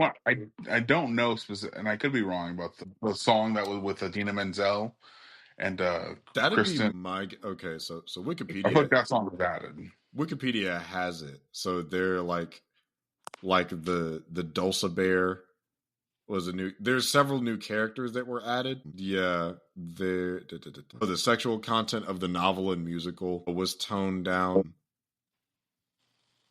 There's a little expanded for some characters. One, I guess a song was changed to that meeting of the talking animals. Something bad has changed to a private meeting of the talking animals. There's some other changes. They moved where Fiyero and Elphaba's meeting was. They changed where Dancing Through Life was. Damn, that fucking, I don't know how they choreographed Dancing Through Life. Not the rest of it, but the part with the fucking spinning bookcases. That was impressive. Where they were like jumping through the holes. I'm over here like, how you do that shit? Like, I was actually like, I was legitimately intrigued. I'm like, not only how did you do that, who thought of that, and how the fuck did you choreograph the timing for that? Because that looks fucking perfect. I can't imagine what the fucking rehearsals were of just like 1, 2, like the number of times you had to jump and not fucking clip your head on a bookcase or some shit. Oof. Yeah, especially that last part where it's showing him like doing the splits and the camera's panning out as the fucking gears are spinning around. How the fuck? What in the filmmaking? What in the fucking choreographing? This is great. Mm-hmm. Interesting. That how do you feel now about the Cynthia Rova controversy with the picture? Now that you've seen them, I'm still kind of two minds about it, where it's like, unfortunately, you have to kind of figure out how to let certain things. I don't think she's invalid for feeling how she feels. You can feel how she feels, and she's like totally in the right to feel how she feels. So I feel like I've seen it. I feel like I understand why she acted that way, but also not.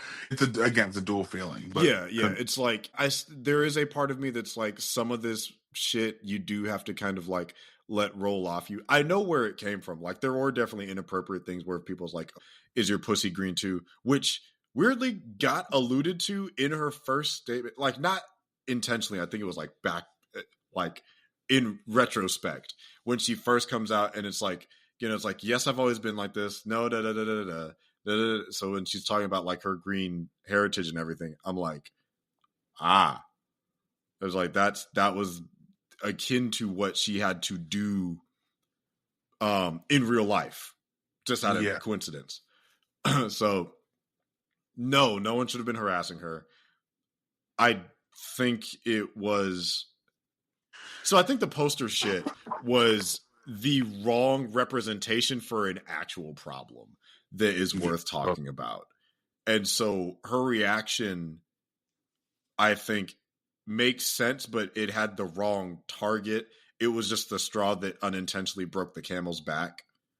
Because I do wish that the poster kind of did a better job reflecting that, or it should have just did its own thing. And there are ones where it just does its own thing of them like reaching towards each other, and I really like that one versus alluding to the original, which I feel like it was a little bit more devoid of it, because I'm like, if you're gonna do it all the way, commit to it, which is what the fan tried to do. But yeah, it's changed slightly, but there is still a part that's like, some shit, unfortunately, you have to maybe let roll off or address the clear issues of like, if people are like harassing you for like being black and playing Alphaba, or asking you inappropriate things like, "Oh, is your pussy green?" and shit like that, that's not okay. That's never okay. Don't fucking harass people. Don't be a dickhead about it. Recast and shit like that. It's really not that deep. Now lead us into another talk. But yeah, I mean, what did you think about it? Did your mind change at all? It didn't change. I get it. I think I get it from a perspective of, you work, one, I'm sure you love this character prior to playing them. Two, if Cynthia Rova's the type of actor I think she is, she's very dedicated, damn near method with her roles. I don't know if she's like method, but like, I feel like she really gets into like the psyche of those characters. She feels like a kinship, protectiveness over those characters. So when they make things she feels are not true to that character, as in like covering her eyes, I feel she got defensive in combination with what you're saying, just the general frustration, the talk about Elfie, and like how obviously it's an adaptation of a play, and they filmed this damn near like a year ago. So for her to get those comments is only like the real world version of what Elfie was kind of experiencing. So maybe the part of it's this defensive of that.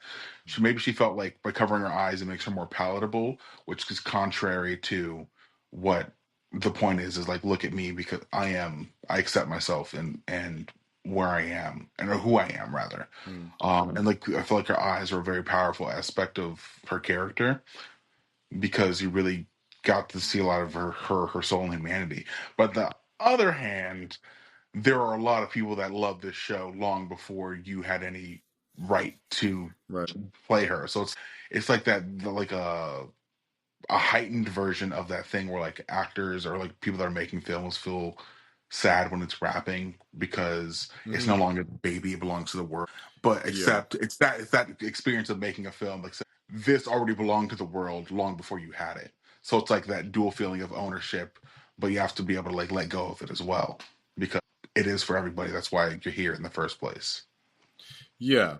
Yeah. So, and I definitely, get that, where it's like you put a lot of time, effort, and investment, probably the better part of a year and a half, and like no one's really going to know until they see the final product, but they're not there with you with the day by days, the highs and lows and everything.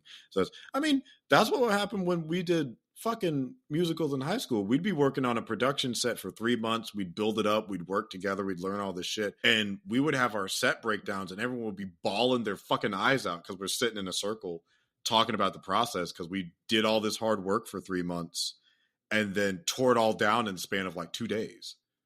And had to go on. Like, so I get the emotional investment and I agree with it.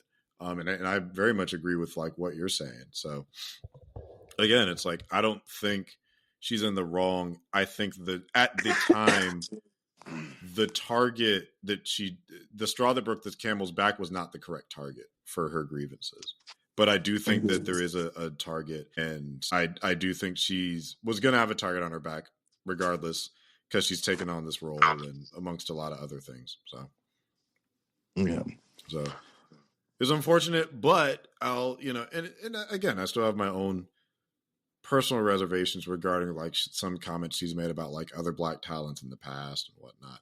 But I would be remiss to ignore the fact that she did a fantastic job, and she's incredibly talented. So it's like, yes, and she's also great. Bad Time with the El Royale, which is the first thing I saw her in. Yeah, so it's like I don't have to be in love with her as a person to be able to respect her abilities and capabilities. And I do believe she's an exceptional talent. I do want to see more from her, but I also want to see her grow a little bit. Yeah, I don't know the other stuff outside of the comments about the eyes thing, but yeah, I'm curious because I generally don't know her character. Yeah, but yeah, neither here nor there. But we can talk about that another time. Yeah, we can talk about that off from here. So probably skip what if. I think the last thing, and then we can skedoodle, is Friendly Neighborhood Spider-Man dropped while we're speaking about diversity. It's been a fucking day. Friendly Neighborhood Spider-Man episodes 1 and 2 finally released. And I have thoughts about that, but before we can even get to that, the lead actor who plays Peter Parker in the show, Hudson Thames, had an interview with, I believe it was Collider, and he made the passing comment, if I recall it correctly, it was like, when I got the script, I was so excited because it wasn't annoying or woke. It was actually good. Yeah. It was good. It was like really good. I mean, do you want to start? It was just so unnecessary, and I was like, it just shows the ignorance and lack of understanding. One, the original intention of woke, but two, just your mentality and just. I was just ugly. I don't know. This got so ugly to me. And it was just so goofy. Well, how did you say that? Like, you're fucking Spider-Man. Why are you talking about annoying and won't? Like, it's so disappointing to see. It almost gave me like a shut up and dribble moment. Like, I had to refrain because I'm like I want to do voice acting stuff too. And this show has such a like stacked strong cast, such a talented and diverse cast. Let me specify. It was like it's a cast that's extremely talented that happens to be diverse. But just, you didn't have to say that shit. You never say that shit. And the thing is, not only is he using, just like so many other fucking people are, and it gets on my absolute goddamn nerves, is using the word woke wrong. I understand how he is trying to use it. He's using it, I think, as a pejorative, or I understand, as a pejorative with just like poorly written, poorly executed, forced moments of trying to like have inclusion be a swap in for good writing.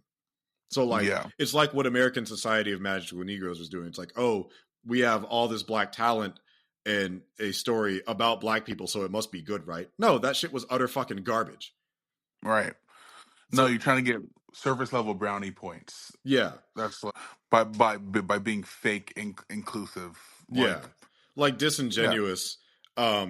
So it's like versus being well written and also featuring diverse faces. But the way he said it is so fucking stupid.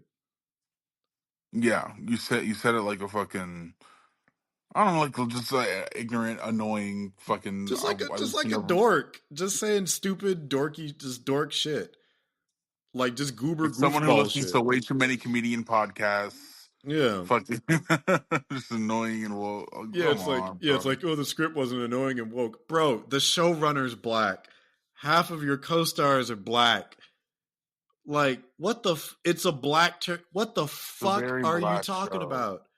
And like, in prefacing it with annoying and woke already tells me what it is. And I've seen plenty of people online. First of all, Spider-Man's a woke character. Let's start with that. Yeah, He's a right. poor kid from fucking Queens. You know, grew up inner city. He makes fun of his villains. Spider-Man really could have been black. That's why that joke in No Way Home hits so hard and funny because like he really could have been black and we wouldn't have known the difference. He was a bit of a delinquent. He was a hothead as a kid. But yeah, so it's like it was just annoying. I know people have already said they're not going to watch the show because of it. I'm like, great. Now this is going to fuck up numbers for the No, people that are and fuck like him. it almost made me not watch the show because I was seeing so much of it on my feed. I'm like, I almost don't want to give it a chance. But what was able to pull me out was like, well, there's other people in the show that I really like. So now we can. So it was dumb. It's a stupid ass comment. We'll see what happens after this. So we can. I mean, if you have anything you want to add, you can add to it before we actually talk about the 2 episodes. Why is the actors who play superheroes keep doing and saying dumb things that are contrary to the heroes that they're playing? Just shut the fuck up. You know. Yeah. Not like it's hard as a professional yapper. Sometimes you got to shut up. You know, it's like you got to think before and during and while you're speaking. You know, it's like Correct. the way that you use certain words can be telling of what you think about things. Like if when we were talking about Wicked, I was like, oh yeah, you know, that movie's gay. Like people would be like, what the fuck did you mean by that? It's like, yeah, you know, I don't want to be lame and gay. Like it was like, nah, then he's a dickhead. But I'm like, oh Yeah. no, it's gay, like musical theater. Right. Like right. it's fun, it's happy, it's joyful, it's colorful, it's homoerotic. But yeah, just be careful what you say. I'm expecting a half-hearted apology to be coming out in the next week or so. I'm not expecting them to recast. I don't think this is creating enough of a stir that it's going to be a thing. But I know whoever was writing that article was so excited. They're like, ooh, these clicks are about to go through the fucking roof, baby. He's like, oh, I got his ass. He said woke, and then they clarified what woke is and the fact that he was using it wrong later on in the article. I'm like, oh, I know that writer is just like, ooh, this shit about to do numbers. This finna do numbers, bro. So, all right. So going to the actual show. People might hate me, especially as somebody that's like a real big Spider-Man fan, just like everybody else. I mean, I just think it's all right. Oh, I like it. I really like it. I'm honestly kind of mixed on it. So like the things that work for me, and I was talking with Cole about this earlier. Like I like the character designs for the most part. I like the supporting cast. I like how it looks when he's swinging. I think that's actually pretty well done. I think the opening music is solid. You know, it's fun, upbeat. I didn't think a rap of the Spider-Man theme could actually be somewhat pleasurable. You know, so I like the intro. I like the outro. But, you know, and I like the fact that there's like options for new stories, options for remixes. Like, I'd be interested to see if this is a version of Norman that doesn't become the Goblin. I think that'd be interesting. You know, the Civil War reference at the end of episode 1 was cute. Like, it's like, I get that. I know what that is. But things I don't like, I don't feel engaged with this Peter at all. I don't feel. I think it's just because this version of Peter, of the meek high school kid that's like getting over Uncle Ben's death and everything, but and has his own little like rotating cast of friends and stuff like that. I've seen it like 5-6 times over at this point. Like seen it in Spectacular, seen it in Ultimate, seen it in 2017, seen it in Civil War, going into I think you're just Homecoming. over High School Peter. I am. I absolutely am. There you go. That's the problem. Well, no, so that's where you're at with it. Part of it is High School Peter. Part of it is that the characterization of High School Peter hasn't changed. Because OG Comics High School Peter was a dick that didn't really have friends.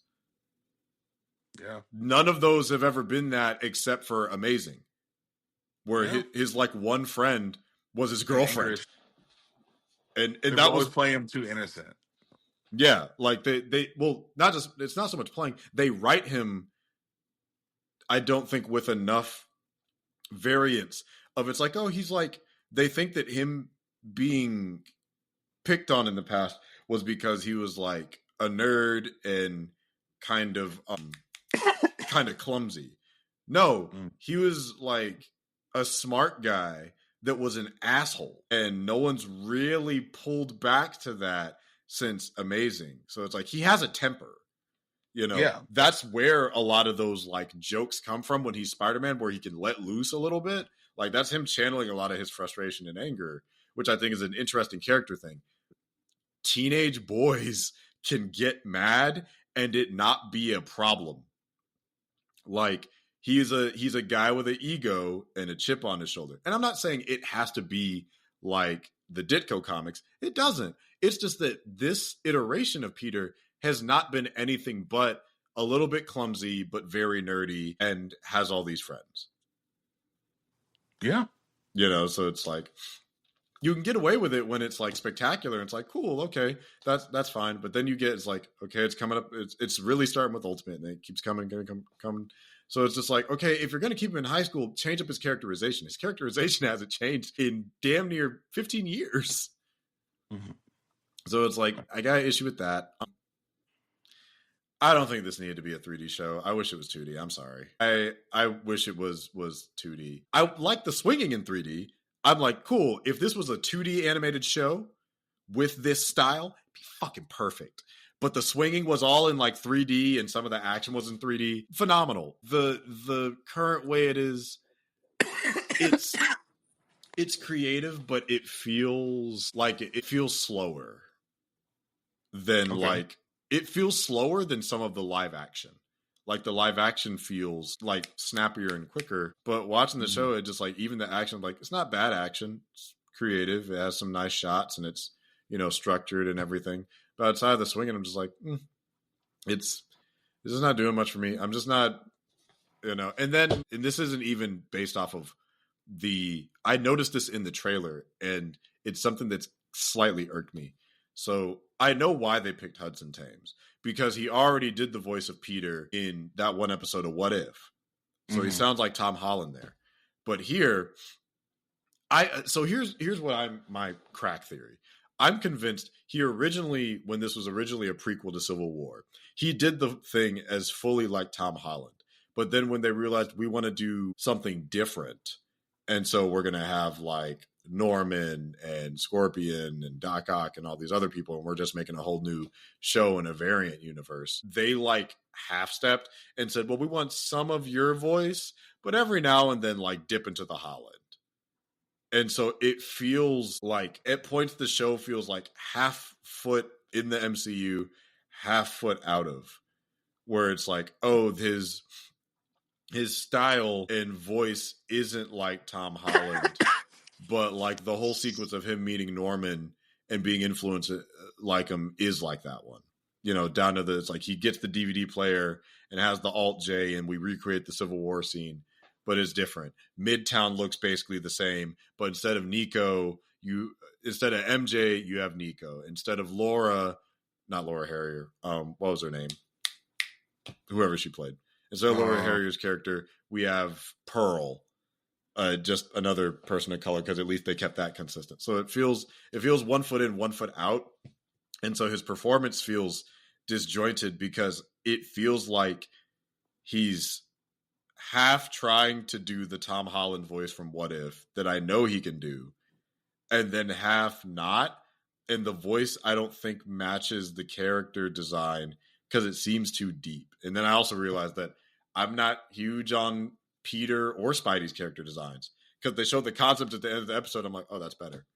Those are better outfits. They're less complicated and seem more like what a teenager would realistically make versus a hockey jersey with a spider logo on it. Some the fuck how? I mean, the web shooters are cool. Him opening them up, the canisters to like change the pressure is actually a nice detail touch. The rest of it, I don't really care for. I like some of the other designs. I don't really care for the weird, overly formal fit he has, but that's also pulling from Homecoming. So yeah, my biggest issue with the Spider-Man show is I don't really care, and I'm not that invested in Peter. All his background characters, I'm interested. Asha from Wakanda, what's her story? Gender bent Carla Connors, what's her story? I'll say this much. Episode 2, that is the authentic STEM student experience. You will have a professor that's a fucking dickhead. As somebody that has a STEM background, some professors just suck, especially during labs. It was just me reliving trauma all over again. But yeah, like, you know, what's going on with Amadeus Cho? What's Lonnie Lincoln's story about him getting racially profiled? I'm more interested than like everyone else in this world than I am in Peter because I already know how his story is going to go. I'm like, oh, he's going to struggle and strife. Some of his friends are going to be villains. Some of the other friends are going to be other heroes, and he's going to have his own little mini Avengers League. And like, I just know where his narrative's going, so I'm more invested in the other people at this point. So I don't know. What's your thoughts? You seem to like it, which I'm glad. I fucking love it. I'm glad, man. I'm glad. But I understand where you're coming from with your complaints about Peter. I think for me, well, first off, I'll start with the animation. You said you wish it was flat. For me, I feel like I might be on there with you had I not had a very specific and nostalgic experience, because when I'm watching it, it reminds me of the early 2000s Ultimate Spider-Man game, and I like that. No, So, I like the aesthetic. So I like the design. Like, I like the style of it. That one's 3D too, so I'm like, okay, it's just like a different art style version of that. Yeah, no, I like how all of it looks. I don't like how it moves. That's what I mean. So it's like It does move slower. It moves kind of like that game. It moves like, yeah, I don't know, like which is crazy because it's 2004 or 5, but I don't know. It's like there's that something game's 20 charming years to the old. cheap. Sorry, I don't know. To me, there's something charming to like the delay animation. mm-hmm. As for his voice, it didn't bother me. I didn't love it. It's not my favorite voice, but it's not the worst voice. It's not Drake Bell, thank God. And it's not because that would take me the fuck out. And it's not the guy who played him after that. So I'm like, you know what? Oh, It's Robbie just like Damon. Yeah, I like Robbie actually. I think I like Robbie a little better. Granted, okay, I can't even say the guy after that because I didn't the Marvel's Spider-Man show. Oh yeah, the animation. I prefer this animation to that animation. I'll agree with that because that animation was cheap. This one is at least completed. Like that, this one's stylized. Yeah, like that animation is lazy and boring and flat. So I will agree with that. It's better than the reason why. Mm-hmm. But I will say that I did like this Peter, and I can get behind him because I feel like this is the first time I've seen a Spider-Man show take the time and take the time to really pay attention to the high school stuff and the character dynamics. And Peter is one of those characters within that first time it's feeling like it's taking. It doesn't feel like it needs to immediately set up every other superhero or whatnot. Just like it's a kid having his life. I wish he had more conflict within his personal life. Have some, like, everybody loves him in school, and like granted he's not very liked at his life. So maybe that's where like the personal life stuff comes in, right? But yeah, like the fact that he wasn't embarrassed about the fact that he was babysitted at 12, and what was the other thing? He ain't getting the girl he wants because the jock gets her, and the jock's fucking cool too. So yeah, like, Lonnie's cool as fuck. I'm like, yeah, all right, you cool as hell. And it's funny because in retrospect, when they do the cutoff to Lonnie, he's walking like he gets racially profiled with the lady in the bus, and the cops following him. I'm like, oh, black man made this show. Okay. Yep. I'm like, wow. The timing of the woke comment, and also the first episode has racial profiling. I'm like, better keep that. Hope that apology is written up, Buster. Right. Oof. But Yeah, the anime doesn't bother me too much. Also, the parallels with the MCU, that stuff doesn't bother me because we live in a fucking multiverse, and just painting those. It's there's so many different types of Spider-Man out there, and so many different variations of the guy. I'm like, why not? I'm here for it. Let's race bend. Let's gender bend. Have Oh yeah, parallel lines between the things that we know and the things we don't know, and how they differ and how they're similar, and see what path this takes us on. I feel like this is going to I be agree. a first time we're seeing a Spider-Man show that actually allows it to have a chance to evolve into adult themes. I think it's the first Spider-Man show I've ever seen that actually has like cussing in it, which I'm like, okay, that's Oh no, second one. There was cussing in the MTV one.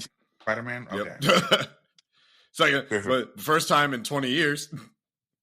Yeah, first time in 20 years, and I'm like, okay, I'm with it. I'm curious to see what happens if Norman Osborn knows his identity from the jump. Mm-hmm. What is this fucking spider from another dimension? It's taking Yeah. its time, with which I like, and if, the perfect example of a scene where to show that it's actually slowing down to be your friendly neighborhood Spider-Man was the fucking scene with the pizza guy and the girl who was like sorry that she took the pizza, and she's like, I just lost my job, like I was desperate. I'm like, oh fuck, Yeah. never seen that in a Spider-Man show before. Oh, okay, we're adding some heart and humanity to this thing, and I feel the last couple ones were trying to be big and flashy and appeal to kids, where this one doesn't feel that way. And for a first time costume, like, we have a ton of first time costumes. Mm-hmm. I'm fine with this. I know it's not going to stay. I know we're eventually going to get the classics, the classics. So yeah, why not like fucking? I like the hockey jersey. Like, it's cheesy, It's sure. merchandise is what it is. Is it believable that this kid made it? No, but yeah, fucking yeah, I'll rock the hockey jersey. Mm. Why not? It's fine. I don't know. I understand your complaints, but I guess they just the degree of botheredness are Mm. not in alignment on this one. But you know, the ones are the other characters seem like they're pretty dope, and I'm excited. Also, I love the theme song. The theme song's great. It's grown on me. I'm gonna learn it. I'm gonna learn those words. I'm gonna fucking rap them. It's gonna be awesome. It's giving like 90s, early 2000s. I'm like, this mix of the 60s plus the homage of like the intro homaging all the different eras of Spider-Man, and Mm-hmm. the fact that the final symbol changes with each version. Like, it was like the Yeah. Amazing Fantasy, and then it was another cover at the second episode. I'm like, I like this. Yeah. They really have a love of care of Spider-Man. Yeah. I'd be remiss to. I'd be totally lying if I said that there was no love, care, or effort put in this. That would be utter horseshit. I can tell that there's a lot of passion and love and experience like put into this. I think a lot of it really just comes down to personal taste. Although, and they almost got me with this because of social media. So do you know who that villain was that showed up at the beginning of the first episode? Are you talking about the one that looks like Venom? So that wasn't Venom. Oh, That is, and the only reason I know is like because somebody had to confirm it for me because I haven't heard of this character since I think it was like end of Spider-Verse.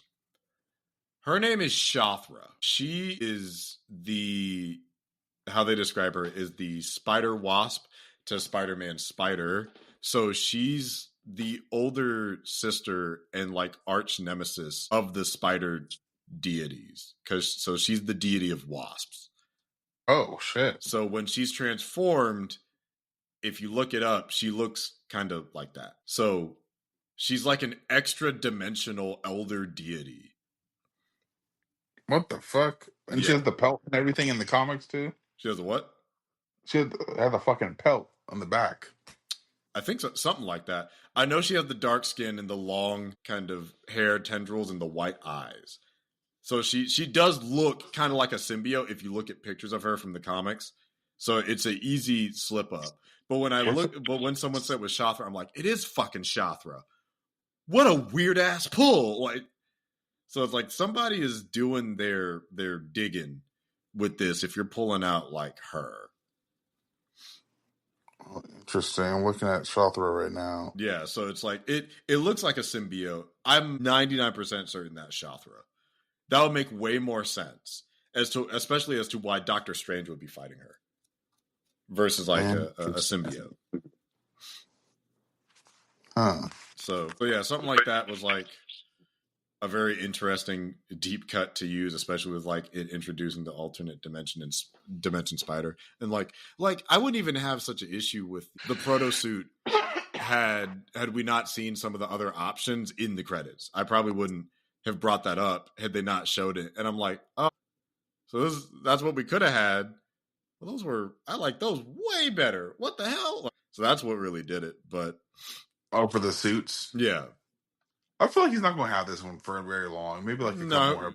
Yeah, I'll probably get it to like episode 4.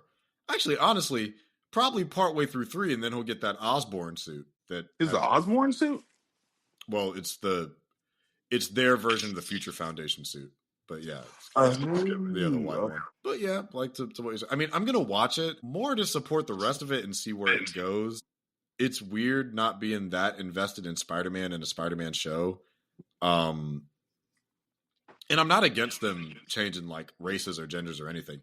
In fact, it makes me more interested with what they're gonna do with the characters. Because when did you watch the first episode? I watched them both. Okay. Yeah. I don't know. Wait, say the 29th? Did it come out today? Yeah. Oh, okay. Yeah. That's right. I watched it. I watched it a couple days ago. Right. Yeah, right. Yeah, so you would have seen it a little earlier. But yeah, it's like it's gonna be short. It's only gonna be like 8 episodes. So it's like it's a series that I'll watch. I'm more intrigued with what they're doing with the supporting characters adjacent to Peter than really Peter himself.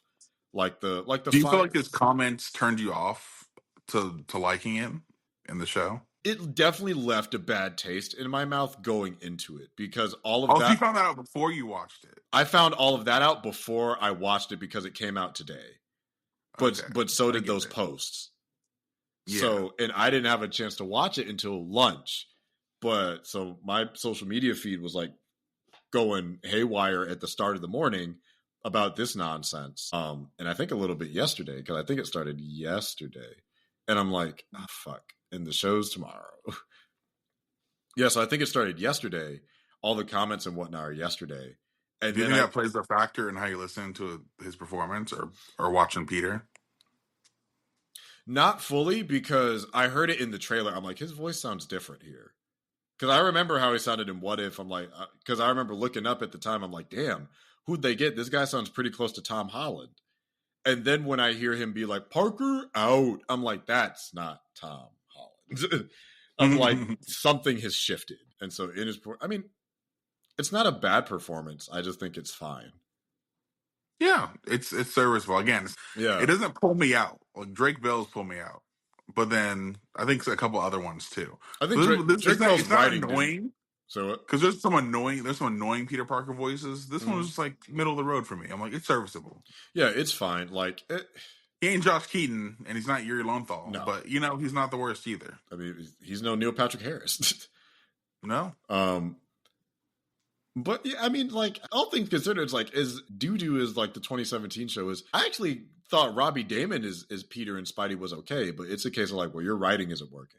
Drake Bell, he was an unusual pick, and his writing wasn't working, but his animation was solid. So it's like everything has something that's worthy of critique. But yeah, it's like aesthetically, like this has a lot of great designs and styles. So I love that it like looks 60s. In terms of its thick lines and shading, but it's very much like set in a modern era. It's just, it might grow on me. I hope it does, since it just got confirmed for 3 seasons. Like it got confirmed for its 3rd season, which I'm like, God damn, all right, y'all really are believing in this. But yeah, I'm mostly just trying to see what they do with characters like Lonnie, like Harry, which watching this, I'm like, oh bitch, I could play Harry in live action. I just throw it up. Throw this shit up. I got it. I'm like, bitch, that's me. I can do that shit. I'm around Tom Holland's height. Like, he's got to put on some green clothes and shit. It's like, nigga, that's me. Fuck, I can do this. I keep advocating for Terrence Howard to be Norman Osborn. And if I play Harry, be a match made in heaven. Terrence Howard be your daddy? Terrence Howard is my daddy as the Osborns. I don't think you understand I would be the first Marvel actor to win an Oscar if they let me do that shit. I don't think you understand the level of performance I would give. You got to give your all for Terrence Howard in that relationship. You shit. You're gonna treat me like this after I've been your daddy for all these years. Shut the hell up, Dad. You don't understand what it's like growing up on the streets. Mom took care of me for most of my life. Me and my boy Petey here, we roll dogs for life. Midtown U, baby. We control this empire, Oscorp. We taking over. We taking over the corporation. Not the empire, man. Nah, I really want to play Harry Osborn just so I could be on set with Tom Holland and bully him. Not even because he seems like that is one minor thing, and then we can get out of here. Tom Holland, I do have a minor beef with him. He almost fucked up my engagement announcement. What? So we planned when we were going to publicly post about the engagement. And initially I was like, hey babe, what about Tuesday? And my fiance is like, maybe. And then like Tuesday comes around or it was like Monday or something. And my fiance is like, hey, do you care if we just like decide to do it on Friday? Is that going to bother you? I'm like, no, that's cool. It's a couple more days. Like, you sure? I don't want to make you upset. I'm like, no, babe. It's like, it's literally a social media post saying that we're engaged. It's about us. Like, it's all good. This Zendaya pulls up with a ring that doesn't look that different from mine. Granted, the rock is bigger, but it's like, it's the same setting, same type of stone. And all the speculations like, oh, she's engaged. Oh, she's engaged. Blowing up my feed. Tom and Z. Them motherfuckers got engaged. I'm like, you motherfucker. You got engaged the same time as me. And then here comes Zendaya. Fucking now you gotta pop out and show niggas. Pop out and show niggas. Pop out and show. Oh, boy, I was hot. Oh, I was tight. He almost fucked up my announcement. I'm so glad that my partner can apparently see the future and somehow majestically knew that shit. I'm like, Tom Holland almost fucked up my engagement announcement because apparently he decided to get engaged at the same fucking time I did. Well, sorry, bucko. Only one of us can have that same fucking ring and get engaged to our black queens and shit. So did they not actually get engaged? I think they are engaged because it was on her ring finger. Oh, so wait, you thought they were going to make an announcement that day, or like the news was just about them that day? The speculation that they were engaged was everywhere that same day. Damn. So it was like after we had the conversation about changing it to Friday. I'm like, that was a good call, babe, because nobody would have seen our shit because everybody was talking about Tom and Zendaya. Still my goddamn thunder, Spider-Man. Yeah, I'm like, he almost fucking got me caught up. I'm like, I would have had to fly out and disrupt his whole shit. It's like, run your shit, Petey. Nah. Flip on this. Flip on these hands. Flip on this. Flip on these with the fisticuffs. Put your paws up. Put your spidey legs up. Yeah. Put your pediples up. But yeah, I'm gonna give Friendly Neighborhood like a good old fashioned try. Like, I don't hate it. I just think it's like fine. I just don't feel a huge zest to like jump out and seek it. You're not compelled to it. Yeah, I'm not super compelled. Like,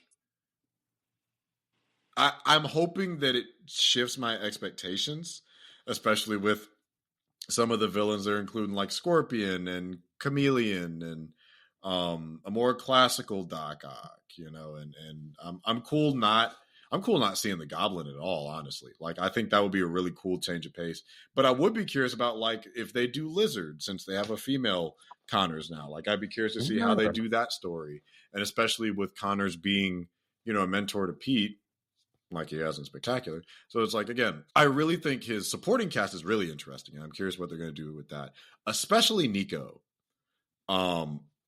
Just because she's a member of the Runaways and she has like a really strong like magical history, and they already introduced Doctor Strange, so I'm wondering if she's going to get the staff of one, and which she might in season 2. That would be my guess that they're setting up that, because I'm like, them picking Nico is a very specific choice. Like, that's a really odd pick because she's typically a teenager when Peter was an adult. So Nico being in there with the staff of one and everything, and her association with like wizard shit is an interesting choice. So she seems like she's both supposed to be Ned and MJ in one. Now that I think about it, Interesting. but she doesn't know that he's Spider-Man yet. I'm sure that's coming. But yeah, it's like if like she has the dry wit and like political spirit of MJ, but kind of like that close buddy friendship and like that guy in the chair energy that Ned has. So it seems like they're kind of killing two birds with one stone, and also the whole girlfriend in the chair, huh? And then she'll be his girlfriend in the chair. Exactly. Which I'm not mad at it. Yeah, no, I think they have a nice dynamic. You know, they have good chemistry off the 2 episodes it seems. So I don't know. I hope it's good. At the least, I'm going to support it for the rest of the cast. Do I want Hudson to give an apology? I want him to give a comment. I'm not entitled to shit. I'm just a person on the internet, but I would want him to authentically like understand that what he said was silly. I don't think everyone is like unable to change. I don't think he needs to be canceled. I don't think you have to give up on the show entirely because he said some stupid things. But if that's what you want to do, that's what you want to do. Yeah. So it's like you can do what you want. I think it's worth giving a shot. Because there are some things there, like the web swinging's good. The fight scenes are at least interesting and creative enough. They have some nice flair to them. Him killing that kid with a brick first of all, them trying to hit him with a brick is fucked up. But them breaking that brick over the other kid's head, I'm like, that kid is concussed at a minimum, probably dead. Right. You hit him in the temple with a fucking brick. Yeah, just and it broke. I'm like, because he pulled it too. So that means there's more force coming back. I'm like, that kid's dead. The rest of those guys are knocked out, but that motherfucker is dead. Right. Time of death, 12:03. Yeah. Also, just one minor weird thing I noticed. Not weird. It was an interesting choice. They gave Aunt May blue eyes for some reason. Right. Like they're like neon blue, just stupid blue for no goddamn reason. And what felt weird is like it feels weird. Marissa Tomei, but she had the bluest fucking eyes in America. But Marissa Tomei has like super brown, like noticeably brown. Like when I think of her face, one of the things that stands out is her smile and her beautiful brown eye. So making them blue feels like putting fucking headlamps, like floodlights in a living room. The only reason I can think of making her hair blue is if the series goes for a long time, they eventually turn her hair gray. Because I feel like if her hair looked gray, the blue wouldn't look as noticeable. I figure that it's probably just like an old series thing because I think May has blue eyes. Peter's eyes are blue. Well, I think Peter's eyes have been blue before, right? No, they're mostly brown. Peter's eyes are mostly brown, but they were blue in the Raimi movies because Maguire has blue eyes. Right. Okay. Yeah, she has blue eyes in the comics. So that's what I thought it was. Well, I'm like, again, it feels like a weird middle ground, but whatever. It doesn't matter. It's kind of a random choice where it's like, well, she's gonna look like Marissa Tomei, but give her something a little extra special. These fucking floodlights in her face. I really like Coleman Domingo as Norman Osborn. I feel like there's a lot of potential for dynamic there. He's good. His performance. Yeah. Like I can easily see him Coleman Domingo doing the evil Norman Osborn. And what we've seen is like the friendly face Norman Osborn voice. Yeah, absolutely. Yeah, I could definitely see what is if they do it? I wonder what Coleman's got, because Coleman would have to do the Goblin too. I wonder what his Goblin would sound like. Well, because normally it's 2 different actors for the shows. I was gonna say they had different voices like in a lot of runs, but I would like to see him do his own take on if they do Goblin, which I don't really want him to do. Because it's not first season. I feel like they should hold off. Oh no, definitely not in season 1. But it'll be like Peter's gonna betray Osborn, and he's gonna strike out on his own and have his own suit. and Osborn's going to want to get his revenge, or he's going to lose his company, and his personality is going to split, and that's going to be like the birth of the Goblin, like some shit like that. I can see it coming a mile away. If they don't do that, I will be thoroughly impressed, because that very much feels like the direction that they would take. So if they don't do something that cookie cutter, congrats to them. I'm hoping that that's the outcome. But you know what I'm surprised no one's ever done? Because I feel like they do like the Hulk out version of Norman Osborn or Green Goblin for the Ultimate Universe, and then obviously when he's on like his traditional Green Goblin with the suit, he has the fucking the leotard on, the purple. Why have they never done it where he takes the serum and he transforms actually into the purple version of him? It's not like some big. He literally just transforms into another dude, not a Hulk. We haven't seen that before. No, we haven't. That'd be funny. Yeah. if he morphs all this time and gets like this crazy fucking goosebumps ass mask looking face. Yeah. Like, they've ruined my face. They've turned me into this thing. Oh yeah. Coleman Meek would have fun with that. Yeah, because I imagine him sounding like his variation of like what he sounded like in Spectacular. Yeah, I mean, he has Coleman Domingo has the range to do a great deal of many things. Like, this is a stacked cast. Like, ain't got to mince words here. Like, there is some strong talent here. Like Kari Walgren, Zeno Robinson, Coleman Domingo, Erica Luttrell, Paul F. Tompkins, fucking Robin Atkin Downs, Hugh Dancy, Charlie Cox, and Vincent D'Onofrio coming back. Yeah, so that's great. I'm curious to see what Kingpin looks like in the show. Daredevil looks pretty cool so far. Yeah, Daredevil. Seen a picture of him. He looks good. It's a good. Robin did a good job as Strange. Yeah, Alex Lee, another classic. Is that? Oh, okay. I was like, who the fuck? I was like, who? They had a character named Jean Foucault, and I'm like, who the fuck is this? I have not heard of her, but she has. Apparently, her name is Finesse. That's cool. She's a superhero. Right. And cool. Yeah, do it. Okay, and then who the hell is Asha? Oh, she's a Wakandan superhero. Okay, so there's a Peter. She's a Wakandan mutant. Gonna have your own little in here. Yeah, have his. What the fuck did Miles have in the Ultimates? He's fucking. Was the all new Ultimates? Oh yeah. No, yeah.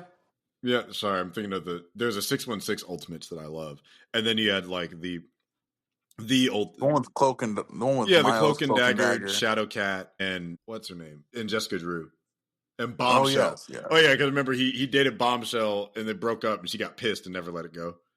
Oh, what a time! Was Bombshell on that team? She was on that Ultimates team.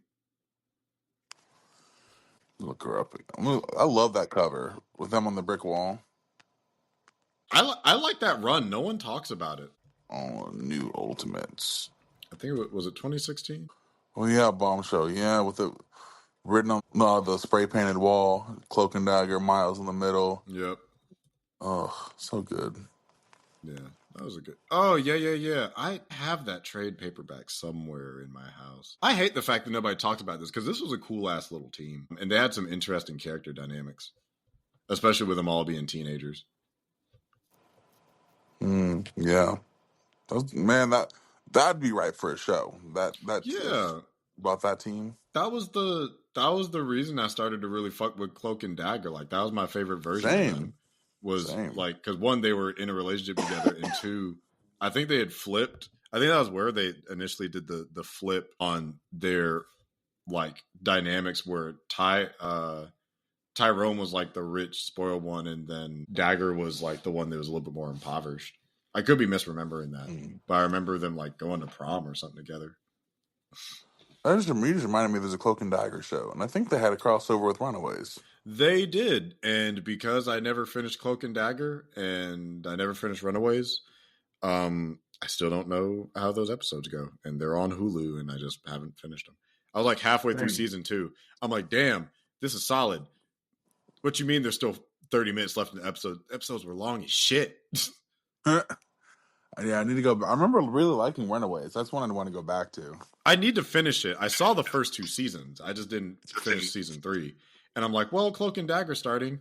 Let me support that. I want to see them again. Like, just all of them. I miss all of them. One of the cast members, the kid that plays Alex on Runaways, he was in something recently. Penguin? Yep. Yeah. And I looked him up. I'm like, shit, that's my boy. Yeah. God, my heart hurts now. Oh, no. R.I.P. Vic. But yeah, one of these days I'll go back and finish. There was a whole little fucking mini-verse of them shows. We need to bring them back for Secret Wars. Not even doing shit. Just hanging out together. You know? I like that. Just knowing that they're okay. I mean, apparently, like, I think Brad Winderbaum said that he'd love if the old TV shows like Agents of S.H.I.E.L.D. and whatnot were canon. He wouldn't mind it. I'm like, yeah, they fit in fine. All of these shows do. These don't interrupt you. Runaways is not throwing off the timeline of the MCU. They will be just fine. The only weird thing is that they also had a Darkhold in season 3. But who doesn't at this point? Everybody has one. Runaways had a Darkhold, and Agents of S.H.I.E.L.D. had a Darkhold, and the MCU has a Darkhold? Correct. I think... What the fuck? I think Runaways had it second. Damn. Yeah, I think Agents of S.H.I.E.L.D. had it first, and then Runaways, and then the MCU. The MCU had it last, actually. That's kind of crazy. Because I'm sure all 3 books look different, too. I think the Agents of S.H.I.E.L.D. one and the... Runaways one? The Runaways one are the same? Oh. I could be wrong. Where are the pictures? I'm trying to... Yeah. Where's the... Yeah. Yeah, it's the same one between Agents of S.H.I.E.L.D. and Runaways, because it has the wording on it. Oh. Which is very humorous to me. Well, good for continuity. Good on your own. I mean, I think the argument is that there's multiple copies of the Darkhold, and that's how they get around it. Okay. There we go. Which, I mean, I'm okay with that. Yeah, it's a book. Like, who's surprised that there's more than one version of a fucking book? Yeah. So it's like Agatha had her own copy, and then there is one in, Okay. Not continuity, inconsistencies, child. Yeah, it was Agents of S.H.I.E.L.D., and then Runaways, and then WandaVision. Well, speaking of Marvel, isn't it crazy that Captain America, as of time of recording, Captain America Brave New World is about to come out and doesn't feel like it? Kinda, probably because we're about to be in, but I think it's also, people have been bitching and moaning about, like, Cap 4 and Brave New World and everything, and just talking about, Anthony is Captain America's like, oh, he's not Cap. It's like, this is the same shit that Sam Wilson went through in the comics, and I hate that fucking Anthony Mackie has to go through it now. It's like, how can a black man be the symbol of truth, justice, and the American way? It's like, nigga, look at history. The fuck? People always just find shit to bitch and moan about. Like, let the movie come out and then see if it's good or not. Or if you don't want to see it, just don't see it. You don't have to let us know that you don't want to see it. There are plenty of things that I don't want to see. I didn't want to see The Irishman. I didn't make that my whole fucking personality, you nerd. It's like, that looks long and doesn't look very interesting to me in particular. Good luck with that. Like, hope it's good. Hope people enjoy it. It's like, if you don't want to, like, the people that are not seeing it due to the international conflict, I don't blame them for that. I'm not pressuring them to change their opinion. They said, I'm not going to see it, and they're not talking about it or saying anything. They're moving on with their life. Move the fuck on. It's not that deep. Holy shit. You realize that new movie with Adrian Brody, The Brutalist, is longer than The Irishman? The Brutalist is 3 hours and 34 minutes. What the fuck is it about? In theaters now. Not in this house. Back in the 20s, I think.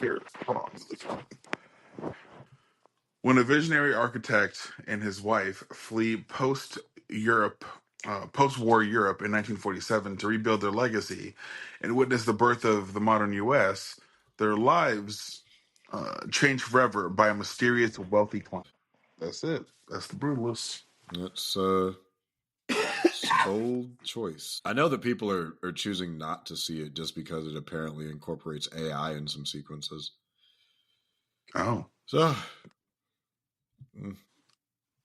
I mean, but so did Secret Invasion, and look how that turned out. I feel like that's not going to help your argument. Exactly. Like unfortunately, I feel like that's counterintuitive. Yeah, so there's that, and then, yeah. All right, where can the people find you at, man? You can find me at The Real Aaron Alexander on TikTok and Instagram. I believe on Instagram it is REEL, and the other one, I don't know. You can look them up. Yeah, I'll put it in the details too. Yeah, and you can find me at Real Rejects. Yeah. And you can find me at Will the Greatest on YouTube, obviously, and Instagram. I'm on TikTok at will.thegreatest. If I can get my actual username, that'd be nice. So maybe I'll see about that someday. But yeah, that'll do it for us. Thank you for listening, however long you've listened or whatever segments you've listened to.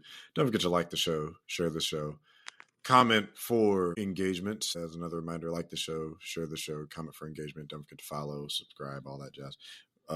Leave a comment with the hashtag AskAce. Maybe we'll answer it if it shows up, and we'll see you in the next one. We need to sleep.